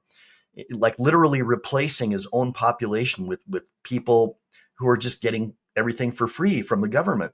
You don't think that more laws are going to be passed as a result of this when these people attack and cause damage to our infrastructure? Of course, that's what's going to happen. And who benefits from that more than anyone else? Guys like Peter Strzok, people at the CIA, people at the FBI. It strengthens their institutions and it weakens our freedoms. So that's the problem that I have. I don't know. You guys tell me what you think. Yeah, we all have unalienable rights, and we certainly have a right not to be forced to pay for illegal aliens flooding across our borders who aren't here to work. Again, less than 2% of the people that were invited here by the the Biden administration, invited just to come across to get free everything, are even looking for jobs. So you don't have an unalienable right to get free things from your next door neighbor's paycheck. And so that's, you gotta learn about what it is to be an American before you just come across here. If you invite people here from Roman civil law democracies and communist countries, and they don't know anything about the American way of life, about our fundamental unalienable rights, they're just going to continue on as they were in their other countries and destroy our ideas of liberty and freedom and what made America such an amazing place. And that's why we have to make sure if people do come here that they adapt to the American way and not force their culture on us, because we have a very unique, amazing freedom. and the liberties that were bestowed upon us by our founders and acknowledged under natural law. We're the only country on earth that has that. And when you invite people here from Roman civil law democracies and they don't adapt to our way of life, we'll lose all those liberties and freedoms. So anyways, I'm going to get into playing this a little bit more, and hopefully you guys are having a good time. Hopefully we're not having any more issues with the fluttering anymore, with the getting timed out. So let's get back into it. The BuzzFeed copy you have, the one John McCain's staff gave to you, and the one that you said you got from Corn and Simpson. The one McCain gave to you and the one BuzzFeed has are identical in your words, but they have the Corn and Simpson one is different. Sir, this is kind of important. It is important, and I want to answer your question. And here's the position that I'm in, Congressman. I have been directed. May I answer your question? Mr. Chairman, may the witness be permitted Mr. Chairman, Mr. Jordan repeatedly asks the question, doesn't let him answer it. The gentleman from Ohio controls time. I have been directed that I may state that I have read the dossier, that I read the dossier as it came in parts and pieces. You've already told me you read it. And I want to know who Corn and Simpson are. And sir, what I'm telling you is that I have been directed I may not state the various places Okay, where let me ask you the this. FBI I got that. I know what you're saying. I know what you're saying. Did you ever communicate with David Corn? No. Did you ever communicate with Glenn Simpson? No. Did you ever communicate with Nellie Orr? No. Did you ever communicate with Bruce Orr? Yes. When did you communicate with Bruce Orr? My recollection is somewhere between possibly 3 or 4 or 5 times in the late 2016, early 2017 timeframe. What'd you talk about? We talked about investigative matters that Mr. Orr was involved in. Did you talk about the investigation we're focused on here, Agent Strzok? My direction from the FBI is that I may not answer that question. I got it. Let's go back to the email that you sent that you won't talk about. Are there 3 copies of the dossier as evidenced by what you said in this email? Sir, to be clear, I want to talk about this email. I want nothing more than all you want, but you're not talking about, you're not answering my questions. Are there 3 copies? 3 copies of what? The McCain copy, the BuzzFeed copy, and the one that you got from Corn and Simpson. Sir, the most I can say is we received a variety of copies of and different types of. Let me ask you one other question. Glenn Simpson testified in front of the Senate Judiciary Committee on August 22nd, 2017. He was asked, did anyone from Fusion ever communicate with the FBI? His response, no, no one from Fusion ever spoke with the FBI. So here's what I'm having trouble understanding. If Glenn Simpson says no one ever spoke with the FBI, how is it that you got a copy of the dossier from Simpson? Sir, I can tell you I never had contact with Fusion, with Mr. Simpson, with Mr. Corn. And again, sir. Chairman, regular order. The gentleman will have a few more seconds since he was interrupted. Well, I mean, this is the frustration that every single member of this committee feels is when Agent Strzok won't answer, well, more importantly, the American people feel when Agent Strzok won't answer fundamental questions like the guy he references in an email, Corn and Simpson, and won't tell me who they are. This is unbelievable, but that's where it's gotten to now, and it's as frustrating as it can get, Mr. Chairman. I yield back. Mr. Chairman, may I respond? Briefly. Sir, it is as frustrating to me as it is to you.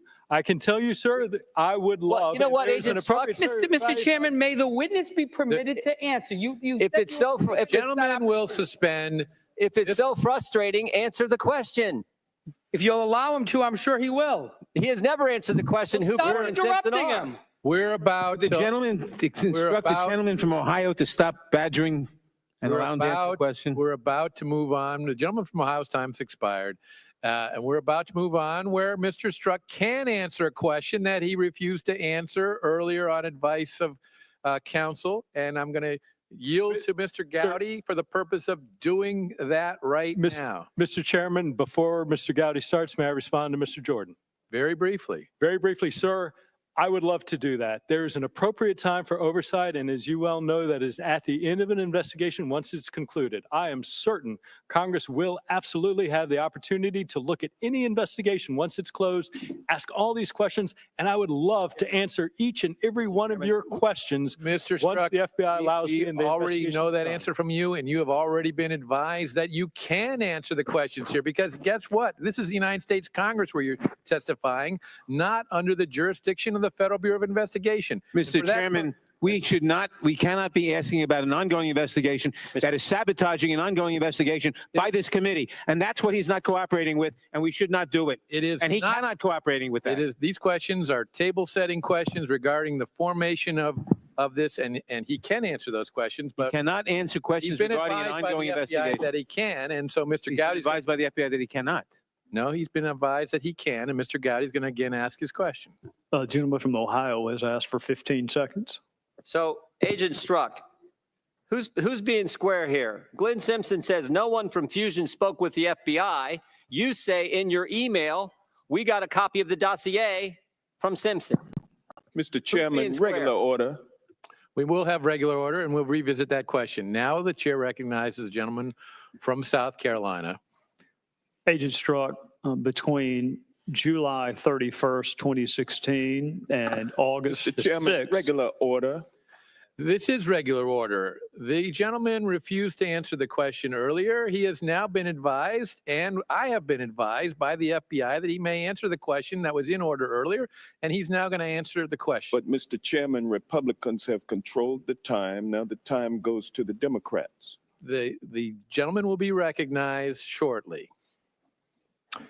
Agent Strzok, between July 31st, 2016 and August 6th, 2016, how many witness interviews did you conduct as part of the Russia-Trump campaign alleged collusion investigation?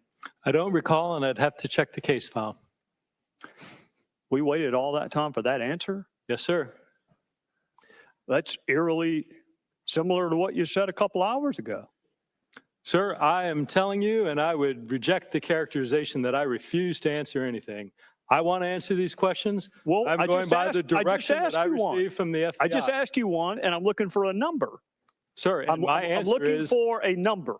I do not know without the opportunity to check the case file. You don't recall in the first week of an investigation that you originated, approved, or the contact person on, you don't recall how many witness interviews you did in the first week? Sir, I remember that there were interviews conducted. I do not know when they fell on a calendar to be able to tell you whether they were in any set of date or the other on something that was occurring in the context of a myriad other responsibilities. When's the last time you looked at the file, Agent Strzok? Probably going on a year. For those of us who happened to look at it yesterday, would you disagree that the first interview took place on August the 11th? I don't know, Congressman. I cannot answer that. Well, prior to July 31st, 2016, how many witness interviews did you conduct as part of the Russia-Trump campaign alleged collusion investigation? None. So none before July 31st, which would be none at the time you said what you said in that text on July 21st. I don't understand the text you're referring to. Point of order, Mr. Chairman. This is on our time. Well, no, there are two more questions he didn't. Right. He wouldn't answer. The gentleman will continue. Between May 17th. Why he can continue in our time? He can continue. He's not on your time. Not my personally Democratic It's time. on our time because he was advised earlier by the FBI that he could not answer the questions, and now he's advised that he can. So the questions will be asked and answered. Between May 7th. Parliamentary inquiry, what rules are we following that would dictate such an answer by you, Mr. Chairman? We are following the rules of the committee. Could you cite the rule? No. No. Gentlemen will proceed. Just, Mr. Chairman, point of parliamentary inquiry. This seems to be well. We're gonna the Democrats. Mr. Chairman, point of parliamentary inquiry. Can continue, but when you do, and the FBI tells him he can't answer a question, and then they change their mind and says he can, we're going to take the time out to do that, and then we're going to continue. Mr. Chairman, point of parliamentary inquiry. The gentleman from Democratic South members of this committee Carolina have a is right to recognized. know what the rules are in governing this hearing. Agent- Gentlemen, Can you share with us the these secret gentleman rules is not that in you're order. making up as you go along? Agent Strzok, between May 17th, 2017 and May 18th, 2017, how many interviews did you conduct as part of the special counsel team? I don't believe I conducted any. Between May 17th, 2017 and May 22nd, 2017, how many witness interviews did you conduct in that 5-day period? Well, so you just went back a year from 2018 to 2017, and I don't know. 2017, May 17th, 2017, Okay. May 22nd, 2017. Yeah, I believe you may have said 18, but 17, I don't know. Whether I did or not, it's the 17th, 2017. Fair enough, and I don't recall. Well, Chairman, I appreciate you letting me make that clear. And again, the context when you would not answer it was you used the word impeachment on May the 18th, 2017, and you used the word impeachment on May the 22nd, 2017. And your testimony is you can't recall a single interview you would have done as part of that investigation that was supposed to lead to impeachment. And I think that line of questioning, I'm glad the FBI finally realized it, albeit a couple hours too late. When you are prejudging not just a result, but a punishment, which is what impeachment is. When you are prejudging the conviction and the sentencing, when you have not conducted a single solitary interview, I'm sorry, Agent Strzok, but that is letting your bias impact your professional judgment. Mr. Chairman, may I respond? Briefly. Sir, so look, I never prejudged anything.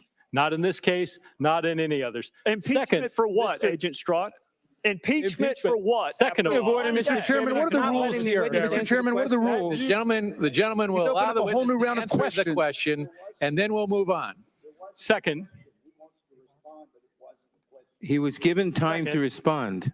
the notion, at the time I was the deputy assistant director, I have section chiefs, unit chiefs in the field, supervisors, agents, people who typically do interviews, not me. If something is notable or high level, I might be involved, but it would be rare, if never, that I would typically get out there and conduct interviews. First of all. Second, you mentioned the use of the word impeachment. That was used in the context of my not knowing what this would lead to. I was not prejudging impeachment. When I used that term, it was saying Agent it might Strzok, do nothing. please. It might lead all the way to something on the Thank other. you, Agent Strzok. Agent The Strzok, chair are you now kidding? recognizes the gentleman from Missouri, Mr. Clay. Thank you, 5 minutes. Mr. Chairman, and Special Agent Strzok. I just continue to be amazed that my colleagues in the majority are more interested in your text messages than they are about the leader of the free world doing everything possible to undermine the Western Alliance. It just amazes me, Special Agent Strzok, as a counterintelligence specialist, you know all too well the pervasive, constant, and growing danger that the Russian Federation poses to this country, our allies, and to democracy in general. It is appalling that my colleagues in the majority continue to relitigate the 2016 election while the president does more damage in the Western Alliance. So I've got a question for you guys, seriously. So you guys know that Biden made sure that a prosecutor who was investigating his son for colluding with the Ukrainian government and money laundering, made sure that that prosecutor was fired, and he admitted that on live television. And now we've given trillions of dollars to the Ukraine government. We know that Ukrainian officials are driving around in $1 million cars, and there's this massive war. And a lot of people are saying that money's being laundered back to politicians here in the United States. Aren't you sort of shocked that there was never an investigation against the Biden family for that, but there was one against Trump for basically saying that he was involved in some kind of a collusion with something over there, but not with Hunter Biden. I mean, the money that we've sent to Ukraine so far would have been enough to end all the homelessness in this country a million times over. Aren't you guys a little curious about what's going on? Just a little weird. It's a little confused about what's going on. I don't know. What do you guys think? Just strikes me as very strange. Than the sum total of all previous Russian and Soviet leaders could have dreamed of. And it is remarkable that Mr. Trump accused our trusted ally Germany of being, and I quote, totally under the control of Russia. I would say that the president is half right. Someone is totally under control of Russia, but it's not Germany. You know, the president should look in the mirror and explain why virtually every decision he makes and every word he utters weakens our key friends, erodes our strategic alliances, and strengthens our most dangerous adversary. Mr. Strzok, can you offer an explanation as to why the president is so eager to punish our allies and please Vladimir Putin? Sir, I wouldn't presume to do that, no. All right, let me move on to the meeting of June the 9th, 2016 in Trump Tower. We have a series of emails in front of us, one from Rob Goldstein, who told Donald Trump Jr. that the Crown Prosecutor of Russia met with Aras Agalarov this morning, and in their meeting offered to provide the Trump campaign with some official documents and information that would incriminate Hillary and her dealings with Russia. We want to break away from this hearing for just a moment. We want to take you to England, where President Trump and the First Lady have just arrived for a black tie gala. It's in Blenheim Palace, which is near Oxford, and it's where Winston Churchill was in fact born. The current Prime Minister, though, Theresa May, is hosting the event. The President and First Lady are being greeted by Royal Guard.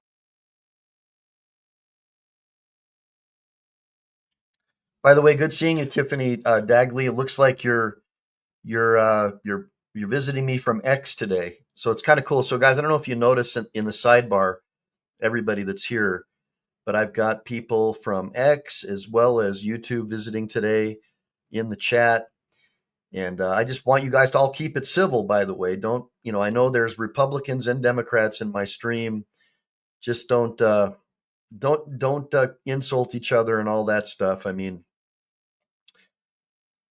Thankfully, the criminal Biden administration is on the way out, and hopefully we'll get to the bottom of all this. But I hope we can all agree on one thing, that we need to have government officials who are not engaged in politicking on the job, like Peter Strzok, a disgrace to the American people, a disgrace to the FBI.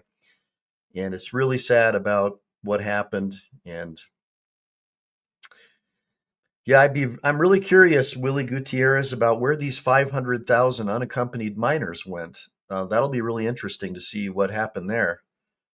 But it looks pretty scary, guys. Looks pretty scary. So many people in South and Central America are trying to find their kids, and we know that at least 500,000 have come across our borders unaccompanied by their parents. Very strange. Very, very strange. So definitely interested to find out what happened there. Aren't you guys interested a little bit, just to find out, like, why are governments allowing 500,000 unaccompanied minors to come across and then just disappear into our interior? Very, very strange. Very curious about that one.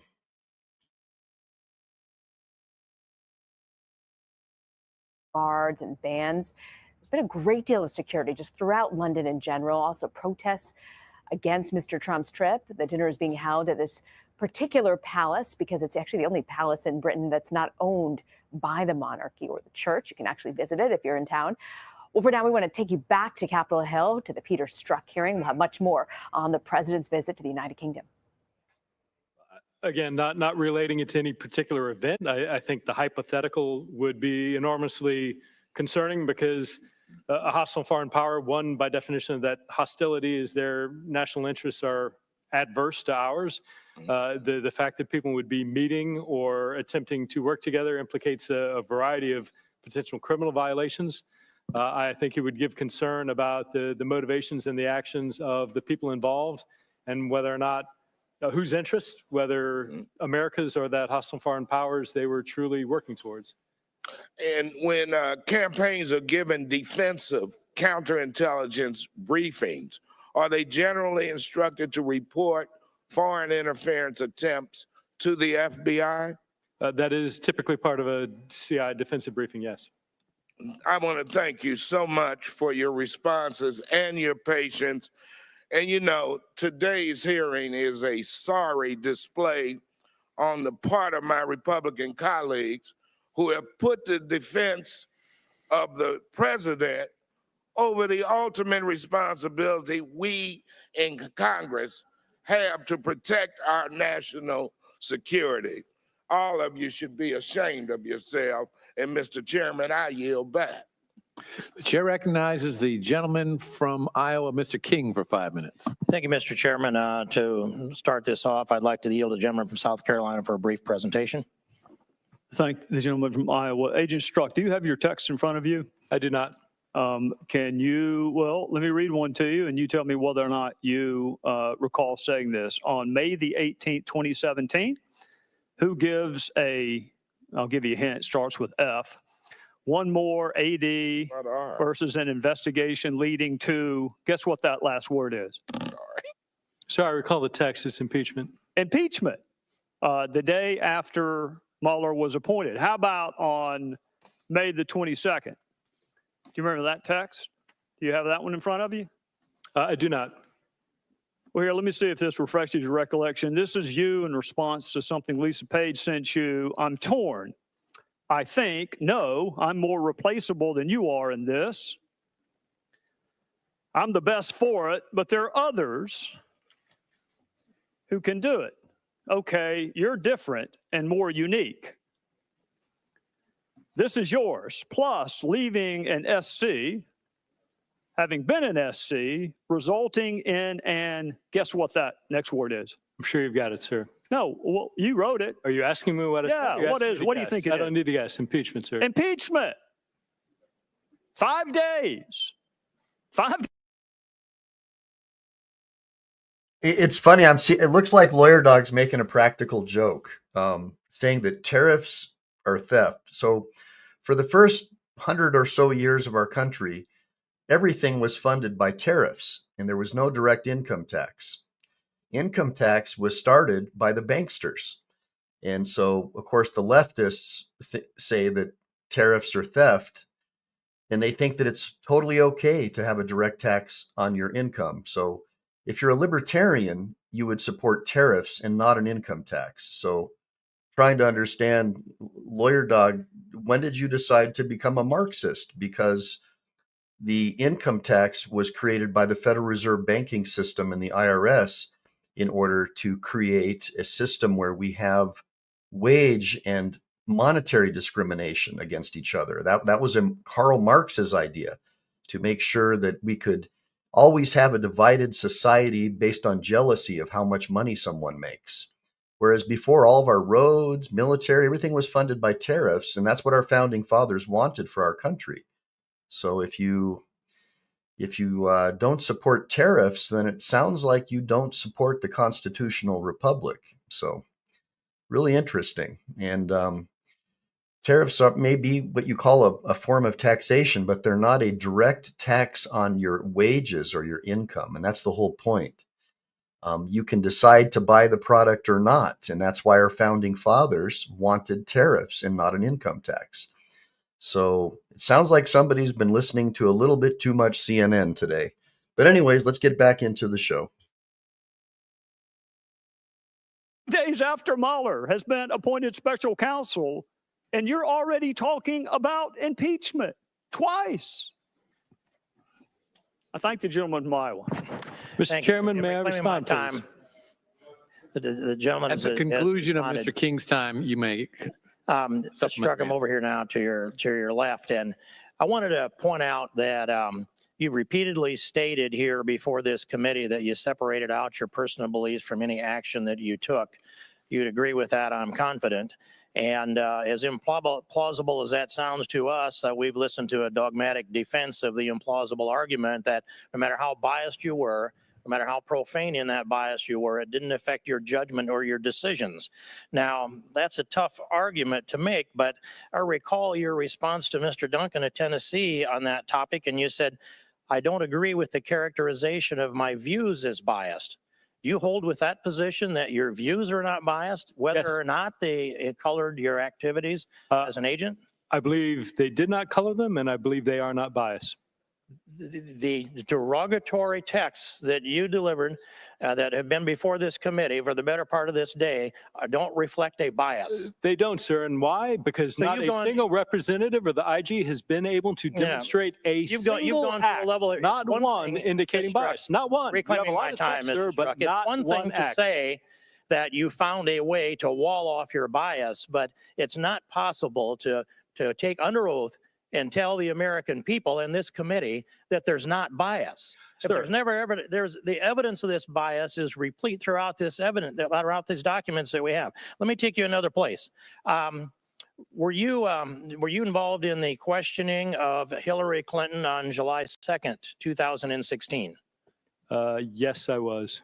I'm pausing because I think it was second or third, but if you represent it's the second, it's the second. The second is the date that I believe we worked with. But in any case, in that room, how many agents were in that room? 3, including myself. And were there any other representatives of the executive branch of government? There were. And who were they? 5 attorneys from the Department of Justice. 5? Yes, sir. 5 attorneys from the Department of Justice and 4 then from the FBI? No, sir. Including yourself? No, sir. A total of 8 people. 3 FBI, attorneys, 5 3 DOJ. agents. And then the people in the room with Hillary Clinton were Carol Mills, Secretary Heather Samuelson. Clinton, 1, 2, 3, I believe 4 other attorneys, 4 or 5. I see. And did you record any of that interview? And can you tell me how long that took? We did not record it. My recollection is that it took several hours. I don't recall the exact time. And then what documents would you have that memorialize the interview? An FD 302 is created based on the notes taken by the participants in the interview. And how many of those 8 agents or officers had their notes that took notes in that room?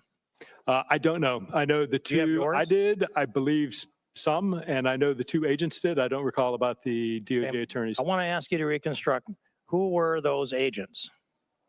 There were 2 of the case agents assigned to the Clinton investigation. And what are their names? Sir, FBI policy. I expected that answer. But I want to let you know, we must know who was in that room. And we must have access to those notes because that's what they used to compile the 302 report. Did you brief Director Comey on that 302 report? Well, so 2 things. Going back to the 302, it is relying on notes, but it's also drafted based on the memories of the agents participating in it. Notes and memory. Notes are not complete. But yes, my recollection is I did brief Director Comey on the results of that interview. And we will be asking for the specifics on that data that you are knowledgeable of. And I'd ask the chairman if you would be willing to issue a subpoena for the texts that Mr. Strzok testifies as are not work-related. I believe there's a very good chance they are work-related. And the balance of this for the information on who was in the room on that date when Hillary Clinton was interviewed, which officers from the FBI, which officers from the DOJ, and let's call them to this Congress and get their testimony on what took place inside that room, Mr. Chairman. We will take your request under advisement. The time of the gentleman has expired. I told Mr. Strzok he could briefly respond to Mr. Gowdy's. Sir, yes, thank you. And if I may, just briefly to Mr. King, sir, right? First, I am asserting to you that my personal belief did not constitute bias. Every American has political belief, every single one. And I would submit to you that the vast, vast majority of those people are not biased individuals. So that is a comment I'd like to make to you. By your testimony, I'm free from that allegation for myself for life, Mr. Strzok. Holy moly, that's awesome. Thank you so much, Tiffany. It looks like you popped over to YouTube. Says mics are super cool except KC Mike still. Yeah, right on, man. So we got $4.99 from Tiffany Degley. to support Team MPE. I appreciate that. It definitely motivates me to keep these streams going. So as you guys know, I'm here working today from home, and I've got my stream going, and you know, because I miss all my friends over at Team MPE. So it's good to see y'all here and talking. And that's the thing, Dana Priest. Yeah, we need to abolish the income tax. The income tax is all about class warfare. It's a Marxist ideology, and it needs to end. You know, you should not be taxed on what you earn. It's ridiculous. And in fact, the payroll tax was a temporary tax that was only supposed to exist for World War II, as I recall. And it just kept on going in perpetuity. So taxing someone on their wages, it's a very communistic, Marxist philosophy that needs to stop. We shouldn't have class warfare in our country. This is a country where individual rights are what is supposed to reign supreme. And of course, you need to generate money for infrastructure, and we were able to do that for the first more than 100 years of our republic with tariffs. And so, the better approach would be to go back on a gold-based, metal-based, intrinsic value-based currency system. Get off of this fiat currency. Stop taxing people on their income or their wages, right? Because that was only originally supposed to be for corporations anyways, if you know the true history of the 16th Amendment, and go back to a system of tariffs where if you don't want to pay the tax, you don't have to buy the product. And that's what our founding fathers wanted for this country. So I'm with you on that one. Oh my gosh, we got another one. Insane News. Thank you, brother. By the way, everybody, make sure to like and subscribe to Tiffany Dagley as well as Insane News for supporting Team MPE. I love the super chats and the super stickers, but more than anything, guys, is right. We need to get rid of obviously the property tax as well. I mean, how can you own property if it's taxed? It becomes property of the state, right? Because they can take it away anytime. So many terrible things have happened, and we need to restore the republic. But yes, what I really like, guys, Insane News and Tiffany and anyone else who wants to help contribute to Team MPE is consider buying a pack of memberships so other people out there can become back channel members. And then once I get, I think I only have like 100 or so paid subscribers, but once I get it up, to a few more hundred, I'll start doing back channel shows where we do Q&A and we have panels.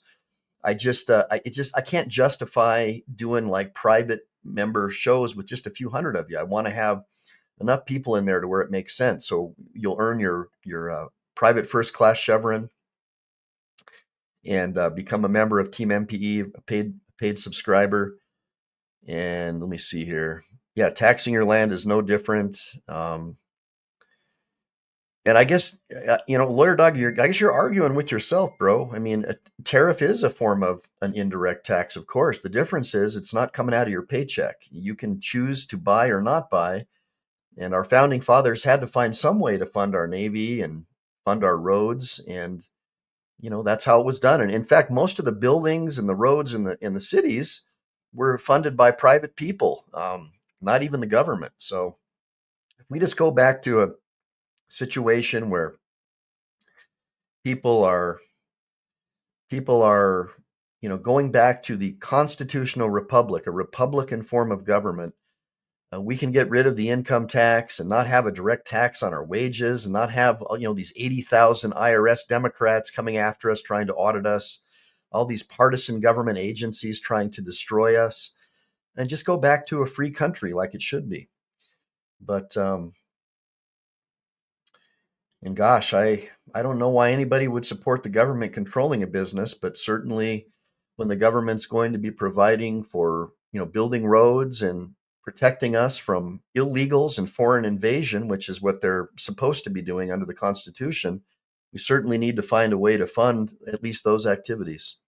But yeah, let's get back into the show. Mr. Chairman, if I can respond to you.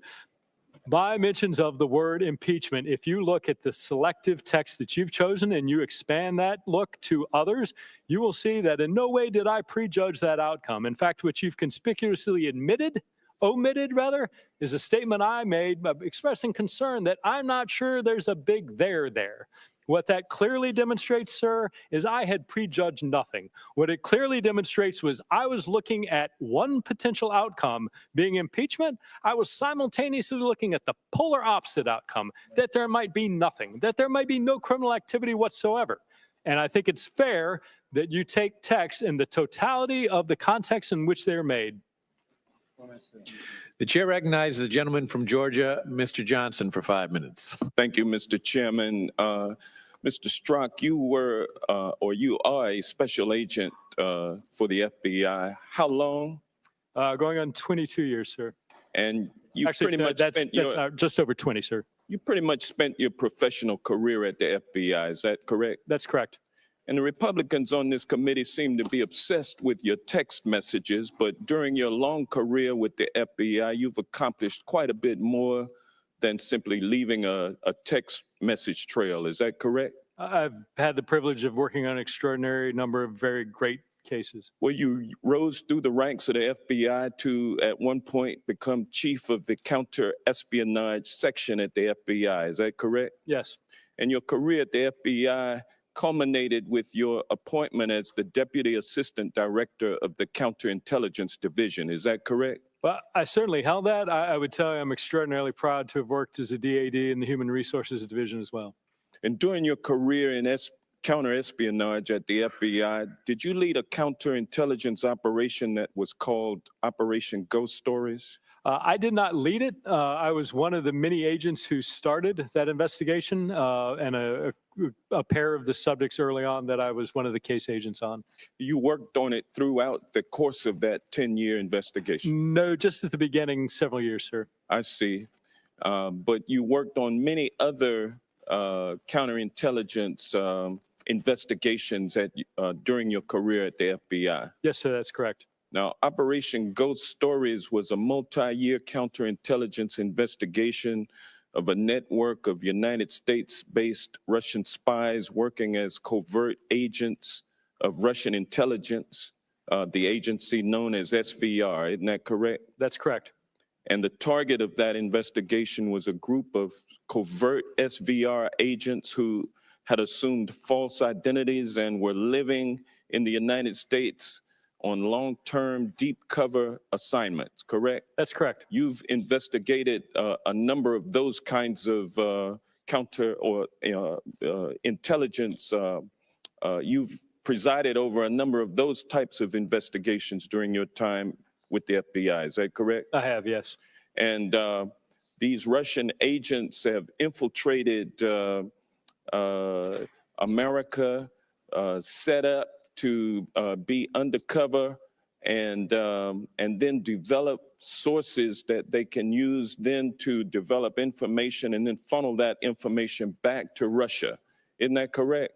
Yes, to develop that information from the United States and other denied areas from within our government. And as soon as you find one cell, if you will, of Russian spies, take them down, there are also other cells working throughout America. Isn't that correct? That's generally correct. And it was your job to keep on top of that kind of activity.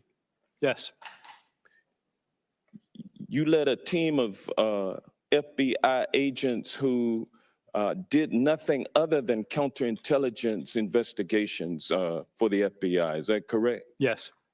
And you were successful in arresting and prosecuting numerous individuals for espionage and other crimes against the United States of America. Isn't that correct? Me as part of a large number of very competent, talented folks, yes.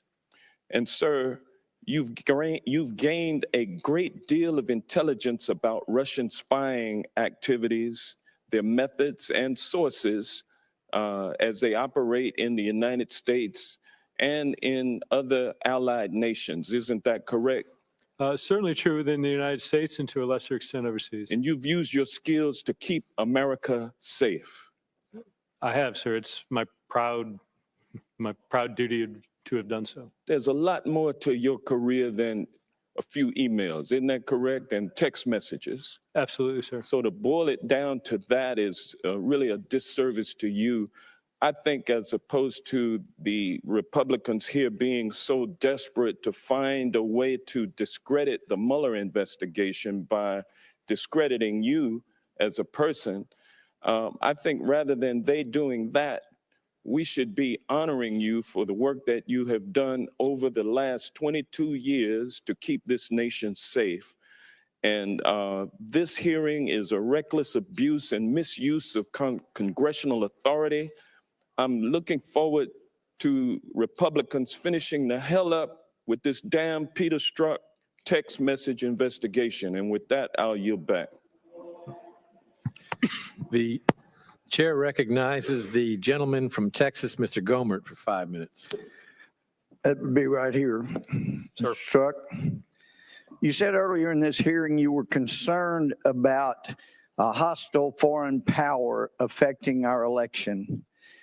Do you recall the intelligence community Inspector General Chuck McCulloch having an investigation into an anomaly found on Hillary Clinton's emails? I do not.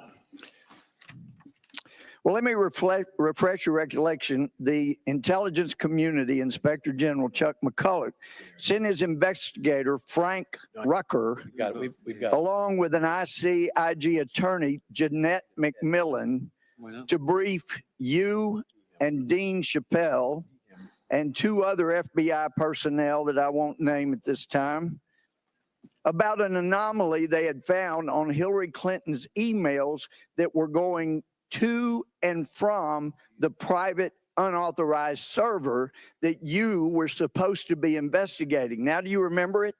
I remember meeting Mr. Rucker on either 1 or 2 occasions. I do not remember the specific content or discussions. Well, I'll help you with that too then. Mr. Rucker reported to those of you, the 4 of you there, in the presence of the ICIG attorney, that they had found this anomaly on Hillary Clinton's emails going through her private server. And when they had done the forensic analysis, they found that her emails, every single one except for 4, over 30,000 of them, were going to an address that was not on the distribution list. It was a compartmentalized bit of information that was sending it to an unauthorized source. Do you recall that? Sir, I don't. Well, he went on to explain it, and you didn't say anything. No. You thanked him, you shook his hand, but the problem was that it was going to an unauthorized source that was a foreign entity unrelated to Russia. And from what you've said here, you did nothing more than nod and shake the man's hand when you didn't seem to be all that concerned about our national integrity of our election when it was involving Hillary Clinton. So the forensic examination was done by the ICIG, and they can document that, but you were given that information and you did nothing with it. And one of the things I found most egregious with Mr. Horowitz's testimony, and by the way, Horowitz got a call 4 times by someone wanting to brief him, leaving messages telling him about this, and he never returned the call. He had 500 pages of bias that he gave us, and then he threw a bone to the Democrats and said, but we can't find bias. And let me tell you, when you have text messages, Mr. Strzok, the way you do, saying the things you did, you'd been better off coming in here and say, look, that was my bias. And you kind of get around to that a little bit when you say, hey, everybody's got political views. Those are called biases, and we all have them. And you have come in here and said, I had no bias. And you do it with a straight face. And I watched you in the private testimony you gave. And I told some of the other guys, he is really good. He's lying. He knows, we know he's lying. And he could probably pass a polygraph. Point. It's amazing. Mr. Chairman, No, this is my Mr. time. Chairman, I'm sorry, and it needs to point be of order. paused. This point of order. No, The gentleman will state his point of order. A member of this committee just asserted that this witness, who is under oath and a former agent of the FBI, lied. There is no evidence that I ask him to withdraw it. I do not withdraw it. He is not a member of Congress. It's not a violation of the rule. And just as you have been expressing bias through your members about what a hero. There is not a single person on this committee who has ever characterized a witness Gentleman as from lying. Rhode Island, Sitting here, gentleman, hearing It's before my the- time. That's a disgrace. gentleman from Rhode Island will Praise suspend. him.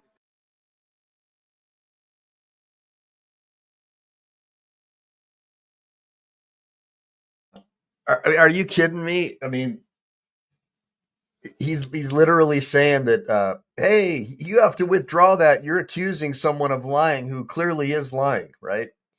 So I guess all of a sudden, once the Democrats have total control over the FBI, all of a sudden they're good guys. And that's the point of this video today, guys, is like, really? Like, come on.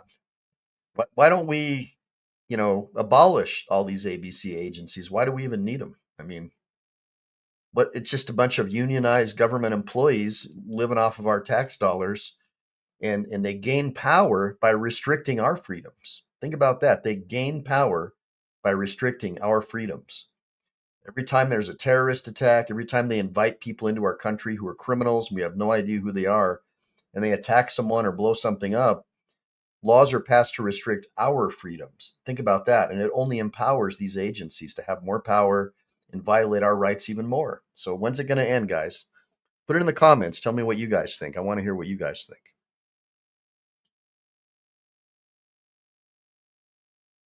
No, the disgrace is what this man has done. The gentleman from Texas will suspend for a moment. There is the disgrace. And it won't be recaptured anytime soon because of the damage you've done to the justice system. And I've talked to FBI agents around the country. You've embarrassed them. You've embarrassed yourself. And I can't help but wonder when I see you looking there with a little smirk, how many times did you look so innocent into your wife's eye and lie to her about Lisa? Mr. Chairman, this is outrageous. Credibility of a witness Shame is on you, always Mr. an Chairman. issue. Mr. And you Chairman, please, have you Mr. Chairman, this is intolerable. Okay, so let me give you the backstory. So this dude's banging some fellow FBI agent. I think her name's Lisa Page, right? And all these Democrats are like, oh, the horror that you're saying. Basically, look, this guy's a scumbag. He's cheating on his wife, right? Banging some chick at the FBI. And the Democrats are, oh, how dare you say that? Oh, it's the horror. It's just so terrible. Just unbelievable, right? It's like, but yet if it was Trump, it just shows you the hypocrisy with these guys, right? If it was Trump, they would be all over it. So just blows my mind. Right, lawyer dog? I mean, what a joke, right, dude? I mean, give me a break. Like all these dudes, like they have all these confidential settlements, like millions and millions of dollars with these congressmen and senators confidentially are settling sexual harassment and sexual discrimination claims out of our money, out of our pockets. They're, oh, how dare you say that this fine, upstanding FBI agent who was banging some chick behind his wife's back, how dare you talk about him looking into his wife's eyes? It's just unbelievable to me, guys. I don't know. What do you guys think? Give me a bunch of ones if you think Peter Strzok is a total piece of shit scumbag. I want to hear what you guys have to say. Horrible harassment of the witness. What's wrong with that? You need your medication. The gentleman controls the time. I ask that the witness be permitted to respond to He that will be permitted. despicable assertion. He will be permitted Did to you respond. ever The talk gentleman to controls Hillary the time. Clinton during your investigation besides the one questioning you mentioned? Before that or after that to this day? Point of order, Mr. Chairman. Point of order, Mr. Chairman. The gentleman will state his point of order. It is, I think, against the rules of the House for a member of the committee to be impugning the character of a witness. It is not. He should ask questions to elicit. The purpose of this hearing is to elicit information. He should ask questions to elicit information. He should not be impugning the character of the witness. The gentleman is advised the rules of the House only are directed to members of the House and the President of the United States. Therefore, in other words, it is okay to impugn the character of witnesses in any way whatsoever? Well, listen, I've heard many members on your side of the aisle impugn character of somebody who is covered by the rules of the House. But the gentleman, the gentleman has 20 seconds left. The clock will be turned back on, and he can complete his time, and then the witness can respond. So if you talk to Hillary Clinton, other than the time she was examined in front of the witnesses? No. So after throwing away what you have with all the bias you have, you've never even gotten a thank you. I yield back. The gentleman may respond. Sir, well, that's quite a set of statements. Mr. Chairman, I did not finish with a question. The gentleman, there was no question asked. Mr. Chairman, he's been given the opportunity to respond. The gentleman will suspend. The time of the gentleman has expired, and as I've indicated the rules earlier, of our hearings are if there is a question asked during the time, the witness may respond to the question after the time. The witness is going to be allowed to respond briefly. That's a new rule.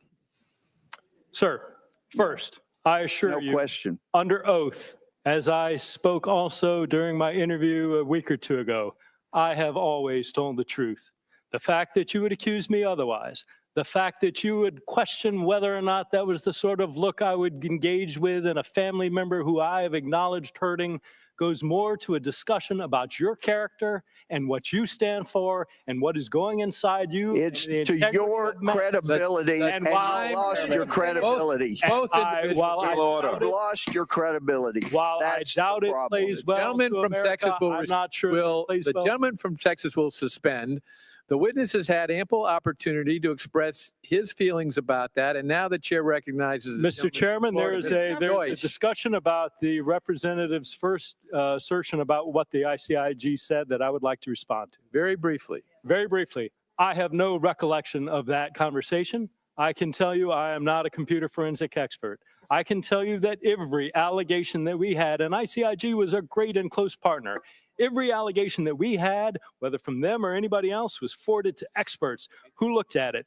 The scores and scores of servers and BlackBerries and emails and everything we got were combed over carefully by the FBI's experts to see if there's any indicia of intrusion. But you don't recall going over those emails, correct? Gentlemen will suspend. I have no idea what you're talking about, and frankly, and the witness will suspend as well. I do not know what you're talking about. That is enough. You just can't let a witness go on forever. When the fact is, you never did anything about those. Order. Correct? Regular order.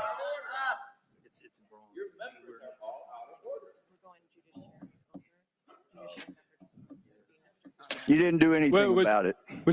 Sir, if there was a lead, I gave it to the team unequivocally. The gentleman, there was nothing along the lines that was not addressed. Well, that'll come out. Mr. Gomer, you will suspend.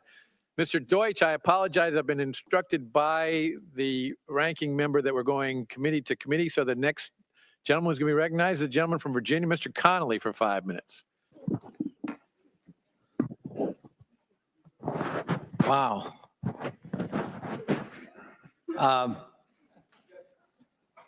The American public might be forgiven for mistaking this so-called hearing for a Russian political show trial.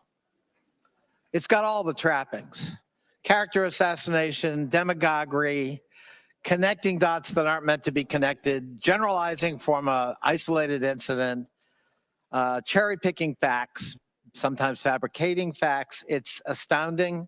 It's a new low in the United States Congress. What a shame. But Mr. Strzok, you're under oath. And my understanding is the big Republican beef, in order to discredit you and discredit the FBI and thereby, hopefully, from their point of view, undermine the Mueller investigation, hinges on the fact that you sent out some indiscreet personal emails about your political views on the then pending 2016 election. Is that correct? Sir, that's my understanding. All right. So you're under oath. I want you to say yes or no. The following email: Character matters. Real Donald Trump is obviously not going to win, but he can still make an honorable move, step aside, and let someone else try. Did you write that email? I don't believe I did. No, you didn't. Republican Senator Ben Sasse wrote that email. Another unforgivable sin. He should be here as well, apparently. My wife, Julia, and I, we have a 15-year-old daughter. Do you think I can look her in the eye and tell her that I endorse Donald Trump when he acts like this and his apology? So just to give you guys a little bit of the backstory here, Peter Strzok and Lisa Page got illegally obtained FISA warrants so they could illegally surveil an American citizen, Carter Page, as well as the Trump political campaign. And we now know that the directives probably came from the Obama administration. And that's going to come out eventually as well. It's probably going to just destroy, well, what's left of Barry Soetoro's legacy, right? So this dude talking about some email from a Republican, I mean, dude, how many people actually really ever liked Trump to begin with? I mean, I don't know that many people who actually liked Trump on a personal level. My dad met him before and said he wouldn't even shake his hand. And he never liked Trump after that, but he liked his policies.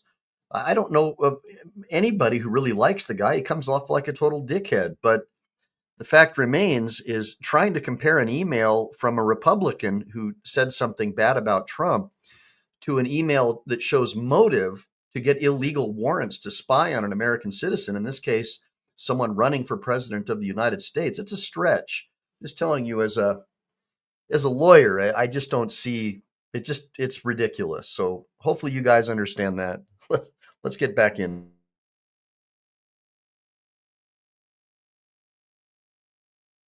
Apology, that was no apology. That was an apology for getting caught. I can't tell the good people of my state that I endorsed a person who acts like this. Was that you, Mr. Strzok? No, sir. No, it wasn't. It was Republican Jason Chaffetz, former chairman of my committee. Did you write the following? For the good of the country and to give the Republicans a chance of defeating Hillary Clinton, Mr. Trump should step aside. His defeat at this point seems almost certain. And 4 years of Hillary Clinton is not what's best for this country. Mr. Trump should put the country first and do the right thing. That's you, certainly, right? No, sir. No, you're right. It was Republican member of Congress Mike Coffman from Colorado. In light of these comments, Donald Trump should step aside and allow our party to replace him with Mike Pence or another appropriate nominee. I cannot in good conscience vote for Donald Trump, and I would never vote for Hillary Clinton. That's yours. No, sir. No, that's Republican Barbara Comstock of our home state of Virginia. All right, well, here's another one. It's now clear Donald Trump is not fit to be president of the United States and cannot defeat Hillary Clinton. I believe he should step aside and allow Governor Pence to lead the Republican ticket. You wrote that one. No, sir. You didn't? No, you're right. That's Republican Bradley Byrne of Alabama. Well, how about this one? Donald Trump's behavior makes him unacceptable as a candidate for president, and I won't vote for him. As disappointed as I've been with his antics throughout this campaign, I thought supporting the nominee was the best thing for our country and our party. Now it's abundantly clear that the best thing for our country and our party is for Trump to step aside and allow responsible, respectable Republicans to lead the ticket. You wrote that one. No, sir. Oh, no. That was Republican Martha Roby of Alabama. Well, how about this one? I respectfully ask that you, Mr. Trump, with all due respect, step aside, step down, allow someone else to carry the banner of principles. You wrote that one. No, sir. No, you read again. That was Republican Senator Mike Lee of Utah. So it sounds like when you were writing these emails in the heat of the campaign, you had a lot of good company on the Republican side of the aisle. And now you're an orphan. I wonder what changed. But your opinion was hardly a striking one, hardly unusual, especially where you and I live, Northern Virginia. Is that correct? Yes, sir. So your sin of writing an email criticizing the candidate Trump and predicting he would lose was not an isolated kind of opinion. Is that correct? No, it was not, to my knowledge. And do you, under oath, confirm what the Inspector General, Mr. Horowitz, said? There's no evidence your personal opinion notwithstanding, that in any way it tainted the ongoing criminal investigation led by Mr. Mueller? I do. That's your testimony under oath. Yes. I thank you. And I'm so sorry for the treatment you've received here today. As a member of Congress, as a member of the Oversight and Government Reform Committee, I take no pleasure in watching this spectacle. Thank you, Mr. Strzok, for being here. The chair recognizes the gentleman from Texas, Mr. Poe, for 5 minutes. I thank the chairman, and I take no pleasure in the self-pity that you have shown the rest of us the entire day. I'm a former prosecutor. I loved being a prosecutor in the district attorney's office, and I spent 22 years on the criminal bench trying criminal cases, saw about 25,000 felony cases. And I saw a lot of people in law enforcement. But in our entire justice system, from the beginning to the end of the justice system, people are involved in our justice system. And those people, whoever they are, cannot be biased one way or the other. And it starts in a courtroom with the jury. Both lawyers spend a lot of time, including the court, talking to jurors about whether they're biased. Why? Because people who are biased or come across as biased, they're out of here. You can't serve on that jury. You cannot be fair. We don't let judges serve on cases if they have a bias. They are recused. Many times they just recuse themselves. They recognize there's a bias.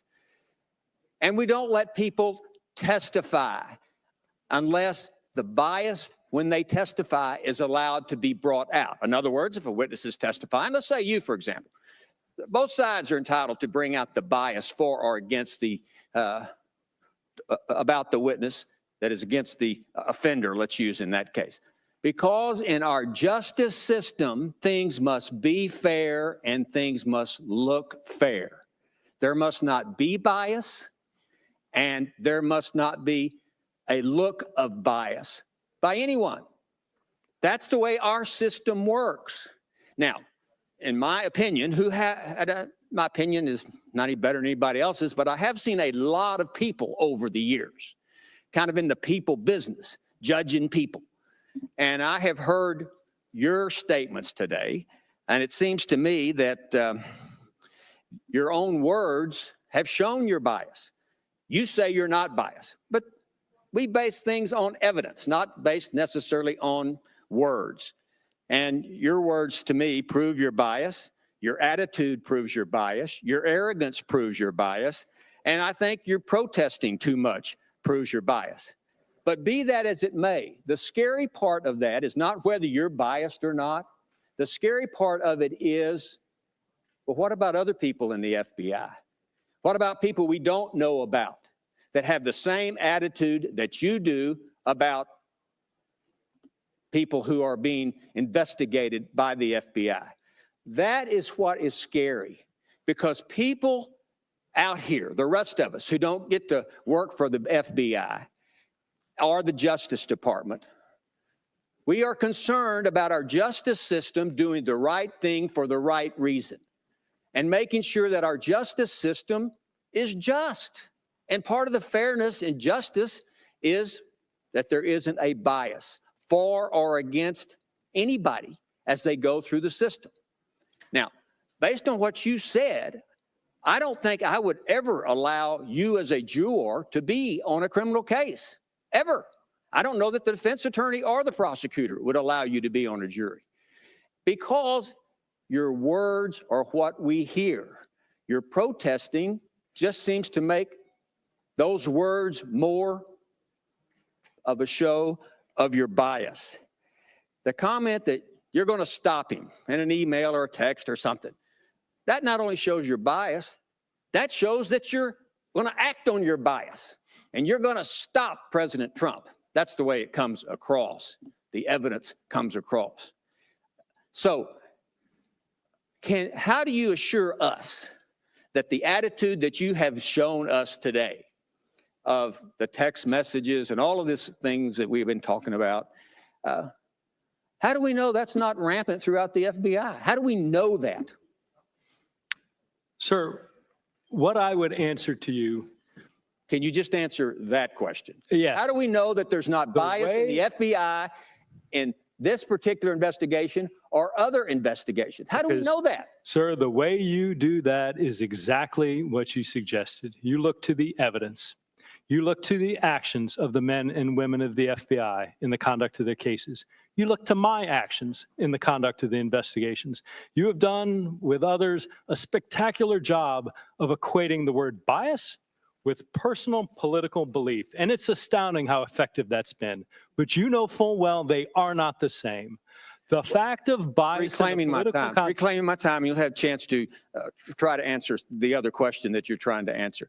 How do we know that the attitude that you have shown us to date, whatever you want to call it, you know, that Mr. Cohen wants to make a saint out of you. How do we know that the attitude you have today is not the same attitude of the FBI as they're investigating other cases? How do we know that? I'd ask that the witness. Time of the gentleman has expired, and the gentleman may answer the question. Hopefully without interruption. Sir, the way you judge that is what I said. You look at the evidence. You look at the acts. What FBI agents and analysts and everybody else do. You look at what I did. You look at what the Inspector General concluded, not only me, but all the agents and assistant directors and EADs and DDs and everybody involved in the investigation, and you see that the evidence unequivocally is there is no act of bias. So this false assertion that you're making that political personal belief must equal bias, that somehow we've merged those. So the FBI investigated itself and determined that it didn't do anything wrong, right? Give me a bunch of ones for how retarded that sounds. You literally allow an agency to investigate itself. You allow the government to investigate itself, and they find that they've done no wrongdoing. Wow. Pretty good stuff, guys. Two words together in the dictionary is one of the triumphs of what's been going on recently that I cannot disagree with more. A judge asks jurors, are you able to set aside your personal opinions and render a judgment based on the facts? Sir, you know that based on your extensive experience. What I am telling you is that I and the other men and women of the FBI every day take our personal beliefs and set those aside in vigorous pursuit of the truth wherever it lies, whatever it is. And I don't believe you. Time I'll of the yield gentleman back. has expired. The chair now recognizes the gentleman from Florida, Mr. Deutsch, for 5 minutes. I thank the chairman. Let's be clear about what's going on here. We understand that President Trump doesn't like this investigation. We understand that. That's clear. But what we've seen in this joint committee and in the Judiciary Committee meeting just a couple weeks back, with members of the House demeaning themselves by asserting that the Deputy Attorney General sat there under oath and lied. Today, repeated assertions that Mr. Strzok is sitting before us under oath, lying to us. The efforts to impugn the credibility, not just of Mr. Strzok, but of the entire FBI. It's shameful, truly shameful.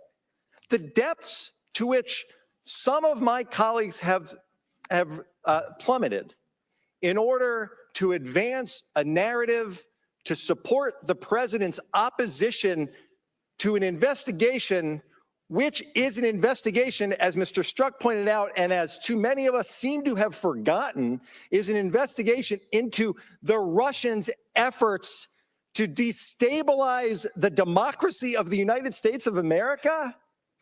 I wish that the attacks that have been leveled against Mr. Strzok, the attacks on Rod Rosenstein, the attacks on our FBI director, I wish there was even a slight degree of that same fervor directed against what the Russians did in 2016 so that we could get to the bottom of that and anticipate what they're trying to do this November and in 2020. Now, Mr. Strzok, this is the Inspector General's report. The number one finding in this Inspector General's report is that the FBI should not discuss ongoing criminal investigations. That's what the IG said Director Comey did wrong. The IG said he shouldn't have done it. The IG went into great detail about the long-standing practice and the reasons for that practice to protect the integrity of ongoing criminal investigations. In this case, the investigation that I just referred to, a direct attack by a foreign adversary. But listening to my Republican colleagues, it's almost as if they never read this report. Like you never bother to pick it up. Or worse, you read it, you understand it, but you don't care. You're asking Mr. Strzok to do exactly what the Inspector General said not to do. Exactly. Mr. Strzok, if you answer these questions that you've been asked about this investigation, are you concerned that the Inspector General could investigate you and issue a report just like this one that says that you should never have done that? Certainly that's possible. I'd be more worried about the impact on the ongoing investigation. I understand. It's a ridiculous position to put you in. The Inspector General explained in this nearly 600-page report that the mistake Director Comey made was discussing the ongoing steps the FBI was taking in the Hillary Clinton investigation. Here's what we've heard today. We heard it from the chairman. We heard it from my colleagues. You've got two choices.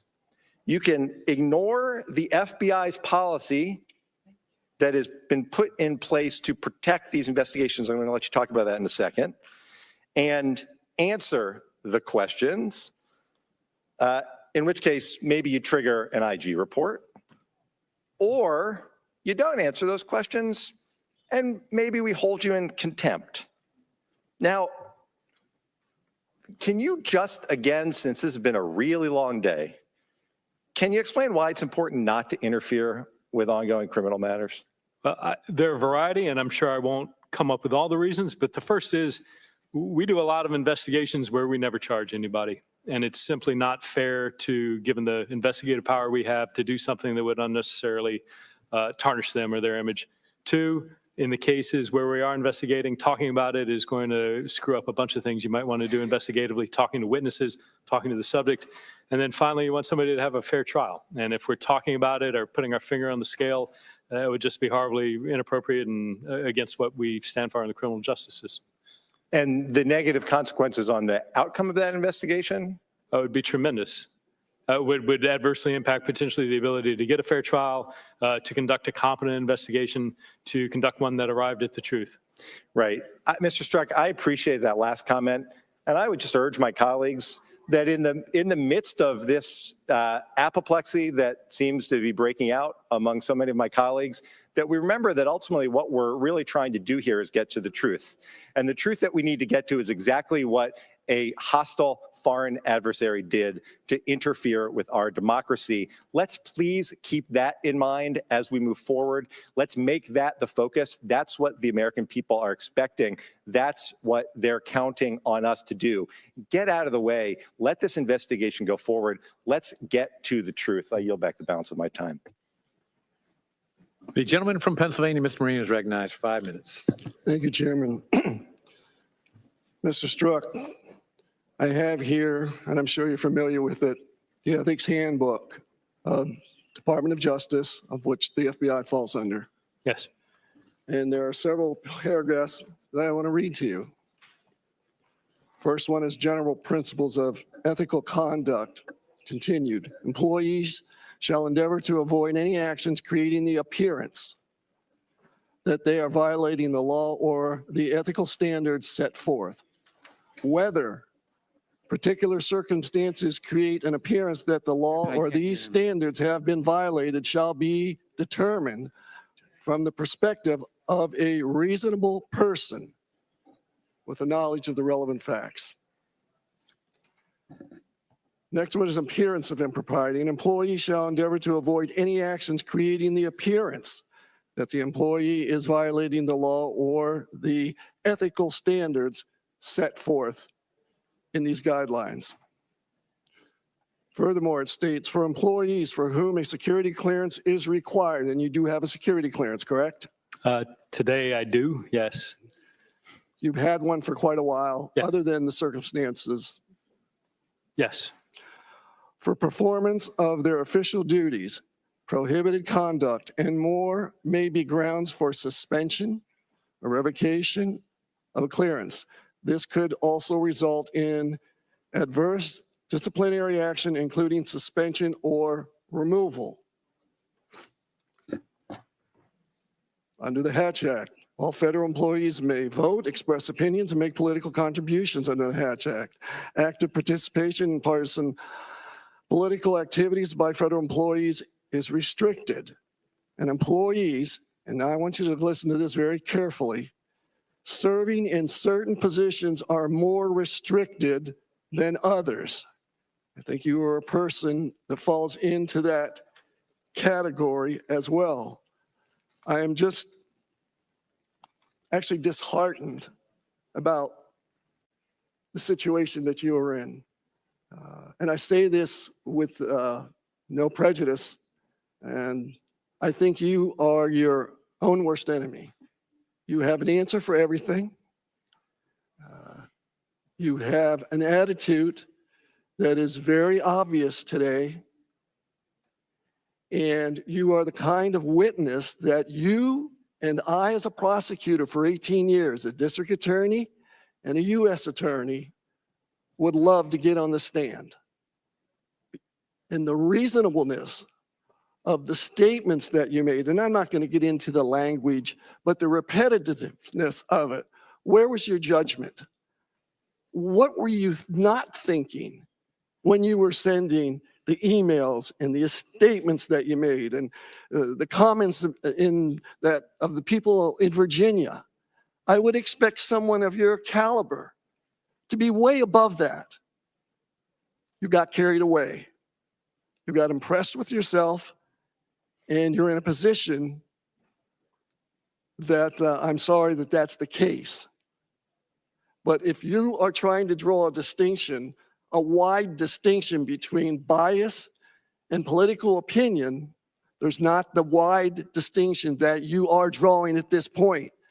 Because I would bet the farm that if you were sitting next to me as the investigating prosecutor, and I was the prosecutor, and Judge Poe or another judge were handling the case, whether it's civil or criminal, you and I would be pointing out the biases that I see that you have exhibited here. I just don't understand your judgment based on your background, and you may respond to that. Sir, I appreciate your comments and I appreciate your concern. The first thing I would tell you is I'm disappointed if you did not understand the amount of regret that I expressed from the beginning of my opening statement to the harm and damage that this has caused people I love and the institution. I do understand that now, sir. I do understand, but it's in hindsight. And people like you and I that are here to protect the citizens, we should be thinking of this before. Congressman, without question, and I would absolutely agree with you that there are things that I regret in retrospect. And I hope that comes across today. I know a large portion of today has been combative in a way that has nothing to do with my sense of regret and remorse. I would draw, since you brought up the ethics manual, I would note in that manual, in further restricted employees, every FBI employee, many DOJ employees, other members of the intelligence community are restricted. But within that category, if you read that manual, citing the Hatch Act, it says, except for where otherwise prohibited, and that has to do with activities coordinating with a political party, employees. All right, so hopefully you guys are starting to understand why these ABC agencies are so dangerous. Because all it takes is one smirking, partisan, political appointment like Strzok, and this guy's literally in charge of like investigating people, getting secret warrants against the American people. And I mean, he literally can destroy people's lives, and I'm sure he has. And it just blows my mind that people think that that's okay. Yes, super secret. That's right. Super secret FISA warrants, all that stuff. Unbelievable. And Sherry Butkus says you've got Kamala mixed up with Melania, who entered America on her back. I'm sure you're not talking about Big Mike. I don't know. Hey, did any of you guys see the recent revelations that Obama was a closeted gay this whole time. Like he admitted now that he likes having sex with men in some document, but he ran on being straight and the marriage is between a man and a woman and all that. And as soon as he gets into office, that all changed. Unbelievable. And that, you know, and like I could care less if he's into man love, that's his deal. But I mean, to lie to the American people about it, I mean, how is that okay? I just don't understand why you guys defend this kind of stuff. Doesn't make any sense. So let's see, what else do we have here? Getting a little bored with this video, guys. I'm trying to find something fun to watch. Let me see here. Oh, this is going to be good. Let's watch this one. We can always go back to that other video another time. This is going to blow your mind.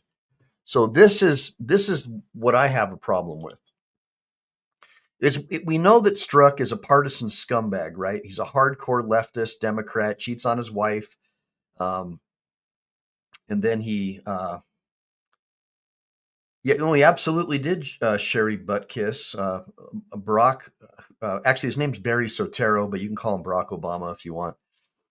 He admitted just recently, I guess it was either in an email or some kind of, I don't know, somebody provide the link for butt kiss about that. But yeah, I mean, he admitted that he's totally into, and of course, you can always tell someone's a leftist because as soon as you say something they disagree with, they immediately call you a racist. I mean, it's to the point now, guys, where it doesn't have any effect on me anymore. I mean, I'm married to a woman from Central America. I've got mixed race kids. I could care less that Barry Soetoro has a white mom. You know, I'm not racist against his white parents at all. I don't have anything against white people. You know, I understand he's a dark-skinned white person, but I'm definitely not racist against him.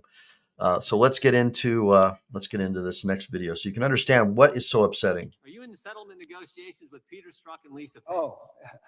I don't know what's public in that respect or not. I'm reading from the story. Someone gave it to him. I assume it was you guys. Justice Department has agreed to a long-running litigation stemming from a decision in 2017.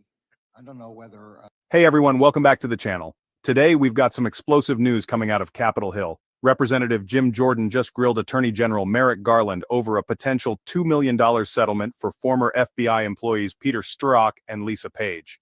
This settlement stems from the Justice Department's decision to release their infamous text messages to the media back in 2017, which many of you may remember was a huge controversy during the investigation into Donald Trump's 2016 presidential campaign. So, what's the deal with this settlement? Are Strzok and Page about to get a windfall of American taxpayer dollars? Let's break it all down. All right, let's take it back to 2017. Peter Strzok and Lisa Page were both FBI employees, and they were heavily involved in the investigation of Donald Trump's presidential campaign and potential Russian interference. But then, their personal text messages, which were critical of Trump, were made public. This raised a lot of eyebrows, and suddenly, Strzok and Page became central figures in a national controversy. Fast forward to today, and we're talking about a possible settlement related to that very release of texts.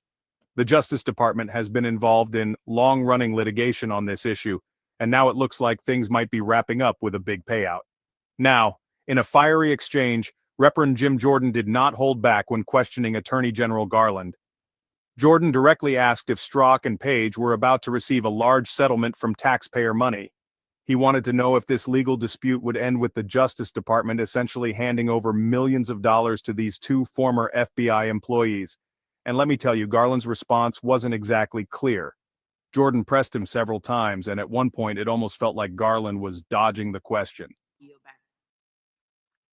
Gentlelady yields back. The gentlelady from Indiana is recognized. I yield 1 minute to gentleman from. I appreciate the gentlelady yielding. A news story last week in Politico, first paragraph. The Justice Department has agreed to settle long-running litigation stemming from a decision in 2017 to release to the media text messages between two former FBI employees involved in the probe of Donald Trump's 2016 presidential campaign. Are Peter Strzok and Lisa Page going to get a windfall of American tax dollars soon here, Mr. Attorney General? I'm sorry, I either didn't hear or didn't understand the question. So I know the sound's not that good, but here, I'm going to drop the link for you guys. It's unbelievable. I mean, So this is how it works in Washington, all right? So here's my breakdown on what I think really happened. And you know, and Sherry Butko or whatever her name is can disagree. That's fine. Peter Strzok was caught illegally spying on Donald Trump and Carter Page, getting illegal FISA warrants, top secret, super secret warrants to spy on an American citizen, several American citizens, based upon campaign material that Broom Hillary gave to the CIA. And when the CIA refused to investigate for her to try to discredit Trump, she took it over to the FBI. Somehow or another, it ended up in Peter Strzok's hands. And ultimately, Peter Strzok and his scumbag girlfriend, Lisa Page, another partisan Democrat, Obama Democrats, both of them, were caught. They were caught illegally getting FISA warrants. They were censured by FISA judges for lying under oath to get these warrants. Okay. And so what happens? All of a sudden, Peter Strzok gets a $2 million employment discrimination settlement from the FBI.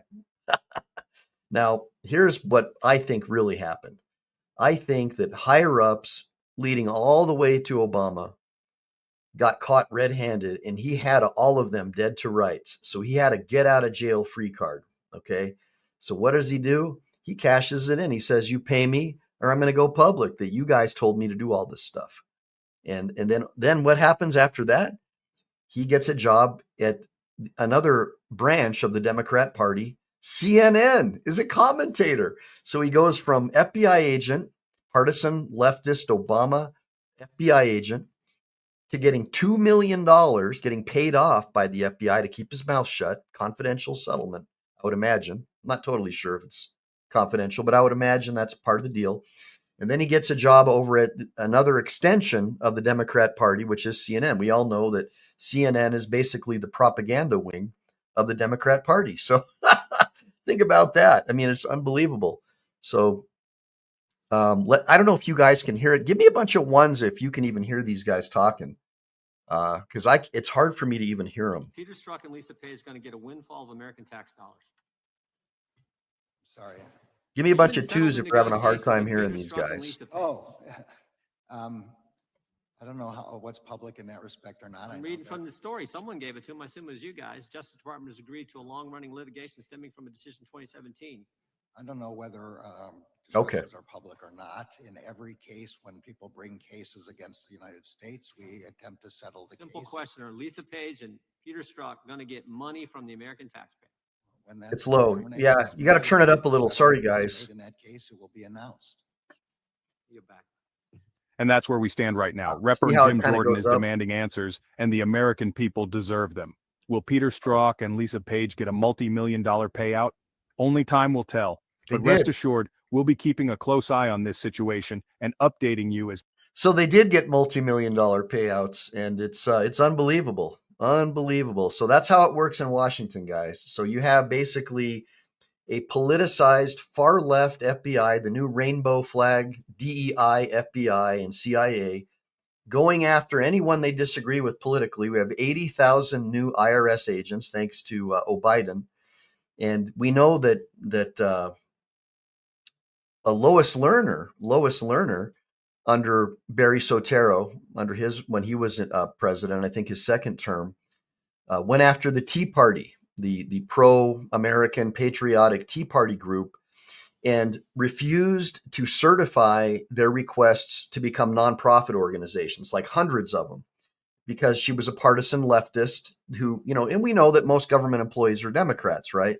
But now, especially the post office, and by the way, think about this, like no wonder Republicans are so terrified, right? The post office, the ones who deliver all the ballots, thanks to Biden, now everything's like vote by mail, right? The post office letter carriers union endorsed Kamala Harris. And we know that thousands of ballots from Republican districts were found in trash cans that were U.S. mail ballots. And I mean, go figure, you have all these partisan leftist Democrat agencies And it terrifies the crap out of the other half of America who does not support communism and Marxism. But you've got the teachers unions, far left Marxists, college professors, all left wing, safe space, DEI hires, like, you know, they're like all these Harvard and Columbia, like all these different deans are finally being found out that they've just plagiarized and lied in order to get their positions, and that, you know, they're being called diversity, equity, and inclusion hires, right? Hiring people based on race or gender as opposed to their qualifications. And now we have all these these revelations coming forth that all of these government agencies are involved in some way or another in trying to sabotage Republicans. And so it makes sense that Republicans are terrified. I mean, I can understand their outrage, right? Give me a bunch of ones. Even if you're not a Republican, if you're somebody who's like a critical thinker and not somebody like Sherry, who's having a hard time with her grammar and typing, that you think that it makes sense that Republicans would be outraged knowing that all the government agencies responsible to some degree or another for making sure, you know, elections are fair and impartial, like letter carriers, are all biased against Republicans. I mean, what do you guys think? I mean, I think it's pretty clear. And so because I'm more of a neutral, being a libertarian and somebody who thinks both parties are corrupt, I'm able to, you know, use my critical thinking skills and go, oh my gosh, no wonder the Republicans are so pissed off. I mean, come on, all the administrative agencies, the public schools, the professors, the post office, they're all Democrats. And they've all been caught in some degree or another in trying to sabotage the Republicans in their elections and their candidates, whether it be flooding the country with illegal aliens into blue districts to try to split the districts using the census data to create more Democrat congressmen and senators, giving them free money and food and housing to make sure they'll always vote Democrat for life. We know now that less than 2% of the illegal aliens that were invited into our country by Joe Biden in New York, less than 2% have even tried to find a job. And why would they? When they get free hotels, free cell phones, free food stamps. I mean, why would they look for jobs? And when I was down in El Salvador the last time, I saw these guys that looked like Antifa guys with hammer and sickle banners on their backpacks, handing out cell phones to basically peasants and people begging for money, giving them maps on how to come up and join a caravan, how to avoid border checkpoints and come into the United States and immediately know exactly what to tell the immigration judge and immediately get on free government assistance. So they're literally bringing these people up here to try to rig elections and split the census and change the electoral college. That's the real reason why the Democrats are flooding the country with illegal aliens. It has nothing to do with trying to help them. They're trying to help their own party. And of course, your tax dollars are paying for it. So I can totally understand why the traditional patriotic Americans are upset. It's obvious. And Daryl Schultz, I appreciate you saying that. I don't know if you're saying that under bated breath, but I don't even necessarily consider myself middle. I consider myself to be a libertarian. I believe in natural law, that all of our rights come from our creator, just like it says in the Declaration of Independence, and that the government serves a very limited purpose, that the government should be bound by the chains of the Constitution. And that includes Democrats and Republicans. And that most of these administrative agencies should be abolished. I believe that most of them are unconstitutional. And I believe that government employee unions, especially teachers unions, should definitely be abolished. I mean, what happens is all we're doing is growing the bureaucracy. And unfortunately, the Democrats are like the fertilizer of the bureaucracy. So we know that most government employees are hardcore left Democrats now. I mean, I challenge you to find one IRS agent that actually is a Republican. Good luck. So that's all I'm trying to say. I can totally understand why the Republicans are pissed off.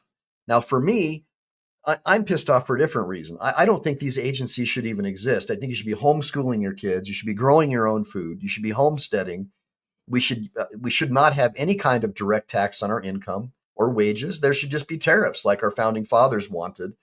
And then you can choose whether or not you want to buy the product that has the tariff. If you don't want to pay the tax, you don't have to buy the product. And that can pay for the roads and the infrastructure like it did until Jekyll Island and the bankers were able to pay off politicians to initiate the 16th Amendment and ultimately create the central banking system and fiat currency and basically do an end run on the Constitution. Give me a bunch of ones if you guys agree with that. By the way, life under the microscope, man, I got to tell you, this dude is a legit dude. I'm very, very happy. Well, Russell Anderson, I was also a registered Democrat, but the Democrat Party left me. I didn't leave them. I mean, when they started waving rainbow flags and burning American flags, that's when I knew I needed to step away. It's just, I don't want people sexualizing my kids. I don't want school teachers with their BLM and rainbow flags trying to politicize my children's minds. That stuff needs to stay back on their woke college campuses and away from my children. My children are taught that God created all of us to be equal in our own way, but we're all unique as well in our own way. And it's not the government's job to make us, quote, equal by stealing from another guy and giving it to someone else. That's not their job. That's Marxism. So, yeah, I just have a different philosophy when it comes to that. And the Jekyll Island story is a real story. And then somebody says you should be shamed that you voted for a convicted criminal. See, and that's the other issue. We have these highly politicized government agencies now, and judges, like we know the judge that got the convictions against Trump. His daughter he's a huge partisan leftist Democrat, right? And his daughter raised millions of dollars for the Democrat Party based upon her father, the judge, and his expected felony convictions against Donald Trump. So automatically, you have half of the American people who see for what it is. It's a political persecution, lawfare. And then the other half, the hardcore leftist Democrats who love it that we have administrative agencies going after their political opposition, which is what Karl Marx liked. It's what Lenin liked. It's what Robespierre liked. And they're just going along with their political philosophy, which is far left Marxism, anti-American flag burning communism. Give me a bunch of ones if you guys agree. And so as a result, that's why we have this stuff going on. And it's interesting that Sherry brings up the Nazi flag because the Nazis took almost all of their ideas from Margaret Sanger and eugenics. And Margaret Sanger is one of Hillary Clinton's heroes, right? She thought that all Black people should have their babies aborted. And, Bill Gates, same thing. His father was one of the founders of Planned Parenthood, and their goal at Planned Parenthood was to make sure that Blacks couldn't reproduce.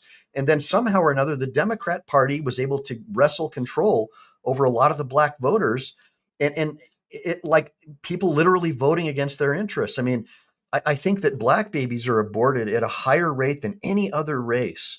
And it's unbelievable. It's like, and the Nazis absolutely adopted those policies right down to vegetarianism, eugenics, abortion, even the DEI, the diversity, equity, and inclusion stuff. The what do they call that? What's that woke policy where they teach hatred of white people? What's it called again? Critical race theory or intersectionalism. That's exactly what the Nazis did to the Jews. They taught in schools that Jews are the enemy, that they're the oppressor, right? And that the Germans were the oppressed. And ultimately, we know that the Jews were hauled off in cattle carts. At least many historians believe that. There are other historians who believe there was no Holocaust, like all of the Muslims that have been invited into the United Kingdom by King Charles and the World Economic Forum. But there are other people who believe that it really did happen. But the fact remains that the Nazis used the same exact playbook that the far left is using now. And we know now as well that Adolf Hitler was a member of the German Communist Party. And he actually ran as a communist, I think it was in Bavaria, for political purposes. And so we know that. So we know that the Nazis really based their party on socialism and communism, but the far left school system and these professors have brainwashed a whole generation of people into thinking that the Nazis are really right wing when they never were. They were basically a German form of communism. See, what Hitler didn't like was Jewish Bolshevism. He didn't like Marxism, but he liked communism. See, he wanted to have a nationalist form of communism that was German, Germany for Germans, right? And so that's where it really comes from. It's the Nazis have nothing to do with being right wing. They, private industry, you couldn't have a business unless you were a Nazi, right? And it was state controlled. The German government sent members of the SA, the Sturmabteilung, to basically oversee all of these big corporations. Any stocks that were sold could only be sold to Nazis. So it was the government controlled the means of production. So that's socialism. It's not capitalism, guys. So, but anybody who actually knows basic history, you'll get it. But yeah, Hitler was a far left communist. And so in order for him to wrestle power, he did have to convince industry and the military that he was more, central. But if you look at his actual history after the war, he actually was a communist. He supported the Communist Party, the German Communist Party. He just didn't like the Soviet Russian communism. He wanted to have a German form of communism. And then many people believe that the Holocaust didn't happen, Russell. It's mainly the people that the Europeans are flooding their country with from sub-Saharan Africa. But other people, like traditional people like me, know the history behind the Holocaust. And I have friends who had family members in the camps. So it's pretty hard for me to believe that it didn't happen when I, like friends of mine who I've spoken to their grandparents when I was younger with the tattoos on their arms. And, they said people were dying left and right and dead bodies were hauled off to ovens and it's pretty terrifying stuff. But Russell, I never said that I don't agree that it didn't happen. I have, again, I have a lot of friends who know that it happened. And I've interviewed a lot of very honest people, including members of the Waffen-SS, as well as regular Jewish people who still lived when I was a kid, because I was in Anaheim. So I was a member of the Phoenix Club, and there were German Jews there, and there were former members of the SS who admitted that, yeah, they were being exterminated, that they sent in the SD into Poland, the Sicherheitsdienst, and they were just massacring, well, not just Jews. I mean, anybody they believed were inferior races. So it's pretty hard to believe that it didn't happen, guys, when you have so much evidence. But yeah. And I think way more people died under communism, under Marxism, but it's another story for another day. Look, guys, I'm gonna bone out. I'm super tired. I got a lot of work done. I'm super, super happy that we had this conversation. And I agree with you, Life Under. I think everybody should be proud of their cultural heritage. So I'm Swedish, Norwegian, a little bit of German, a little bit of Scottish. And after living in Motherwell, Scotland, I'm probably most proud of my Scottish lineage because I just really love the Scots. I learned how to give a Glasgow kiss, which is a headbutt. And you're right, I need to get hydrated. You're right, F. I learned how to give a Glasgow kiss, Jimmy, and also bounced at a nightclub there. Went to a bunch of Celtics and Rangers games. It was pretty awesome. So, yeah, let me get a little bit of hydration here. Hold on. And a wee bit of rest, Jimmy. By the way, guys, I appreciate all the super chats and the likes and the subscribes and everybody joining me today. I wasn't expecting to have like all these hundreds of people in the chat. And yeah, the rubber side, right on, Kinetic. So yeah, tea. I like tea. This is hibiscus tea. I know Life Under is going to chew me out, but well, Kathy, they might be natural citizens. So Kathy says, what do you think of Trump saying the two attackers that attacked the hotel are immigrants? Well, because they are unassimilated children of immigrants, right? Naturalized or whatever. So if you come from a terrorist country and you become naturalized and become a citizen, that still doesn't make you assimilated. And so we see that happening in the UK as well, where you have people like Kathy saying, oh, but they're citizens. How can you say they're immigrants, right? But the problem is they're people that came into the country who are hostile to the traditions, customs, and culture of that country. You know, they still make their wives wear hefty bags, and they hate the locals. They're assaulting young children all over the country. And then somebody like Kathy will come along and say, oh, yeah, but they were a citizen. Yeah, but it doesn't matter. They never assimilated. So when you invite somebody into your country, you have a duty to make sure that they assimilate, that they understand your traditions, your customs, and your way of life. You don't let people come into your country and treat your country like the shithole that they left, that their mother and father left. You assimilate, you integrate. So I don't have any issue. And being born in the U.S. doesn't matter to me. I see plenty of hardcore jihadis all over the UK and the United States who still force their wives to wear hefty bags and won't have anything to do with traditional America. They hate us, but yet we let them into our country. So, and so the Nazism, the foundation wasn't Nazism, it was communism. So I don't know where you got that from, Lawyer Dog, but socialism was the foundation of Nazism, far left socialism. And just the Germans, the Nazis wanted to have their own nationalist form of socialism. They did, because they didn't like the Russian form or the Soviet form. But, you know, eventually one of these days, what I recommend you do is watch some of the Kick History videos on the Nazi Party and the Germans instead of listening to what you heard at a far left university or public school campus, because you're not going to get the truth. But so guys, so Ghostman says I need to line up power inherent in the people. I've been looking at him. Is a butt kicker, a mod for him. Well, let's get him on, man. Let's get him on. And Lawyer Dog says read Hitler's book. You mean the one that his buddy wrote for him when he was in jail? Yeah, that's just propaganda. I look at Hitler's actions.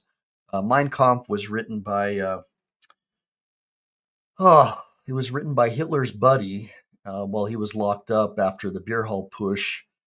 And I look at Hitler's actions. He was a member of the German Communist Party. He ran as a communist in Bavaria.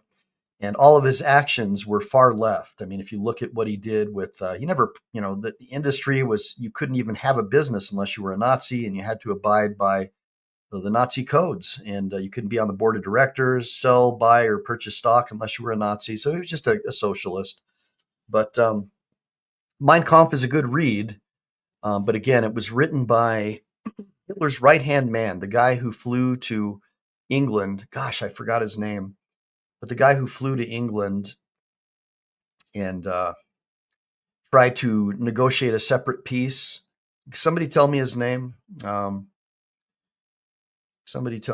Hess. Yeah, Rudolf Hess. That's right, Daryl. So Rudolf Hess actually wrote Mein Kampf, and it was basically written so Hitler could win over the industrialists and the military, because he knew that in order for him to seize power, he had to come up with that. And most people just believe whatever they're told in the far left university system. But I know from being a true historian about Mein Kampf and what it's really all about. And I also know based on the actions of the Nazi Party, even their slogans, they're right down to their color choices were communist, like the red, all that stuff. And that's because Hitler was a far left socialist communist. He just didn't believe in again, the Russian form, because he thought Russian communism was Jewish Bolshevism. That's what he didn't like. He didn't like Jews. But initially, he actually supported a Jewish communist. But then he realized that he thought that the Jews that were in control of his communist party were the enemies of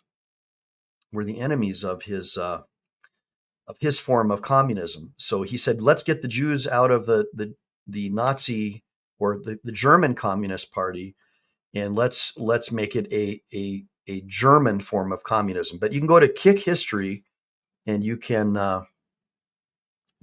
look at some of those videos. Amazing videos. Kick History, KIK History.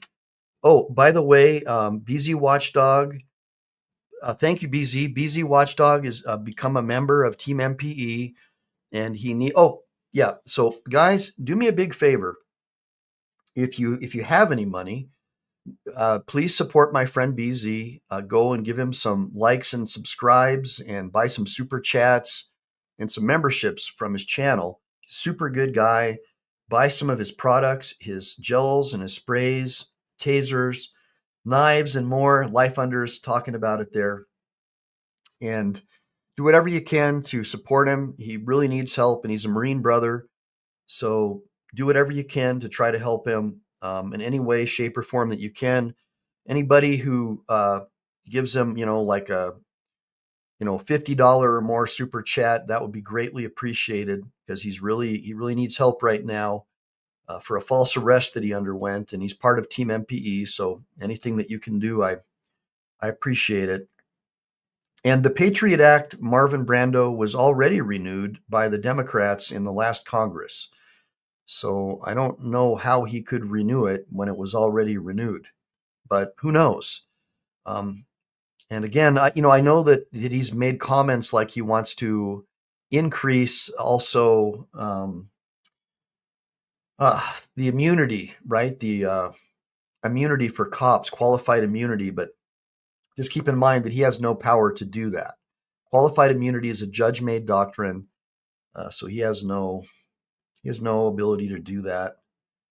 It's a red herring, but I do. Lawyer Dog, that was really messed up. Take the guns first and due process later. That was bad news.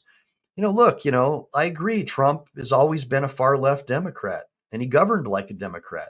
The only reason the Democrat Party doesn't like him is because he ran as a Republican. But Trump's always been a far left Democrat, and he ran as a Republican, and he got the Bible Belt to go for it. But I think we all know that Trump is a far left Democrat, and his policies, pan out like a far left Democrat. I mean, deficits as far as the eye can see, right?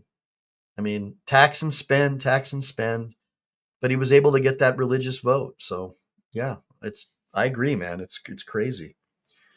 Now I'm thinking, Lawyer Dog, that because of all of the lawfare against him and the weaponization of the justice system against him by the Democrats, that he may change his tune on trying to strengthen the police and the judiciary, because I think he realizes now that it was turned against him as a political weapon, and maybe he'll change his tune. I don't know, but it could be pretty crazy.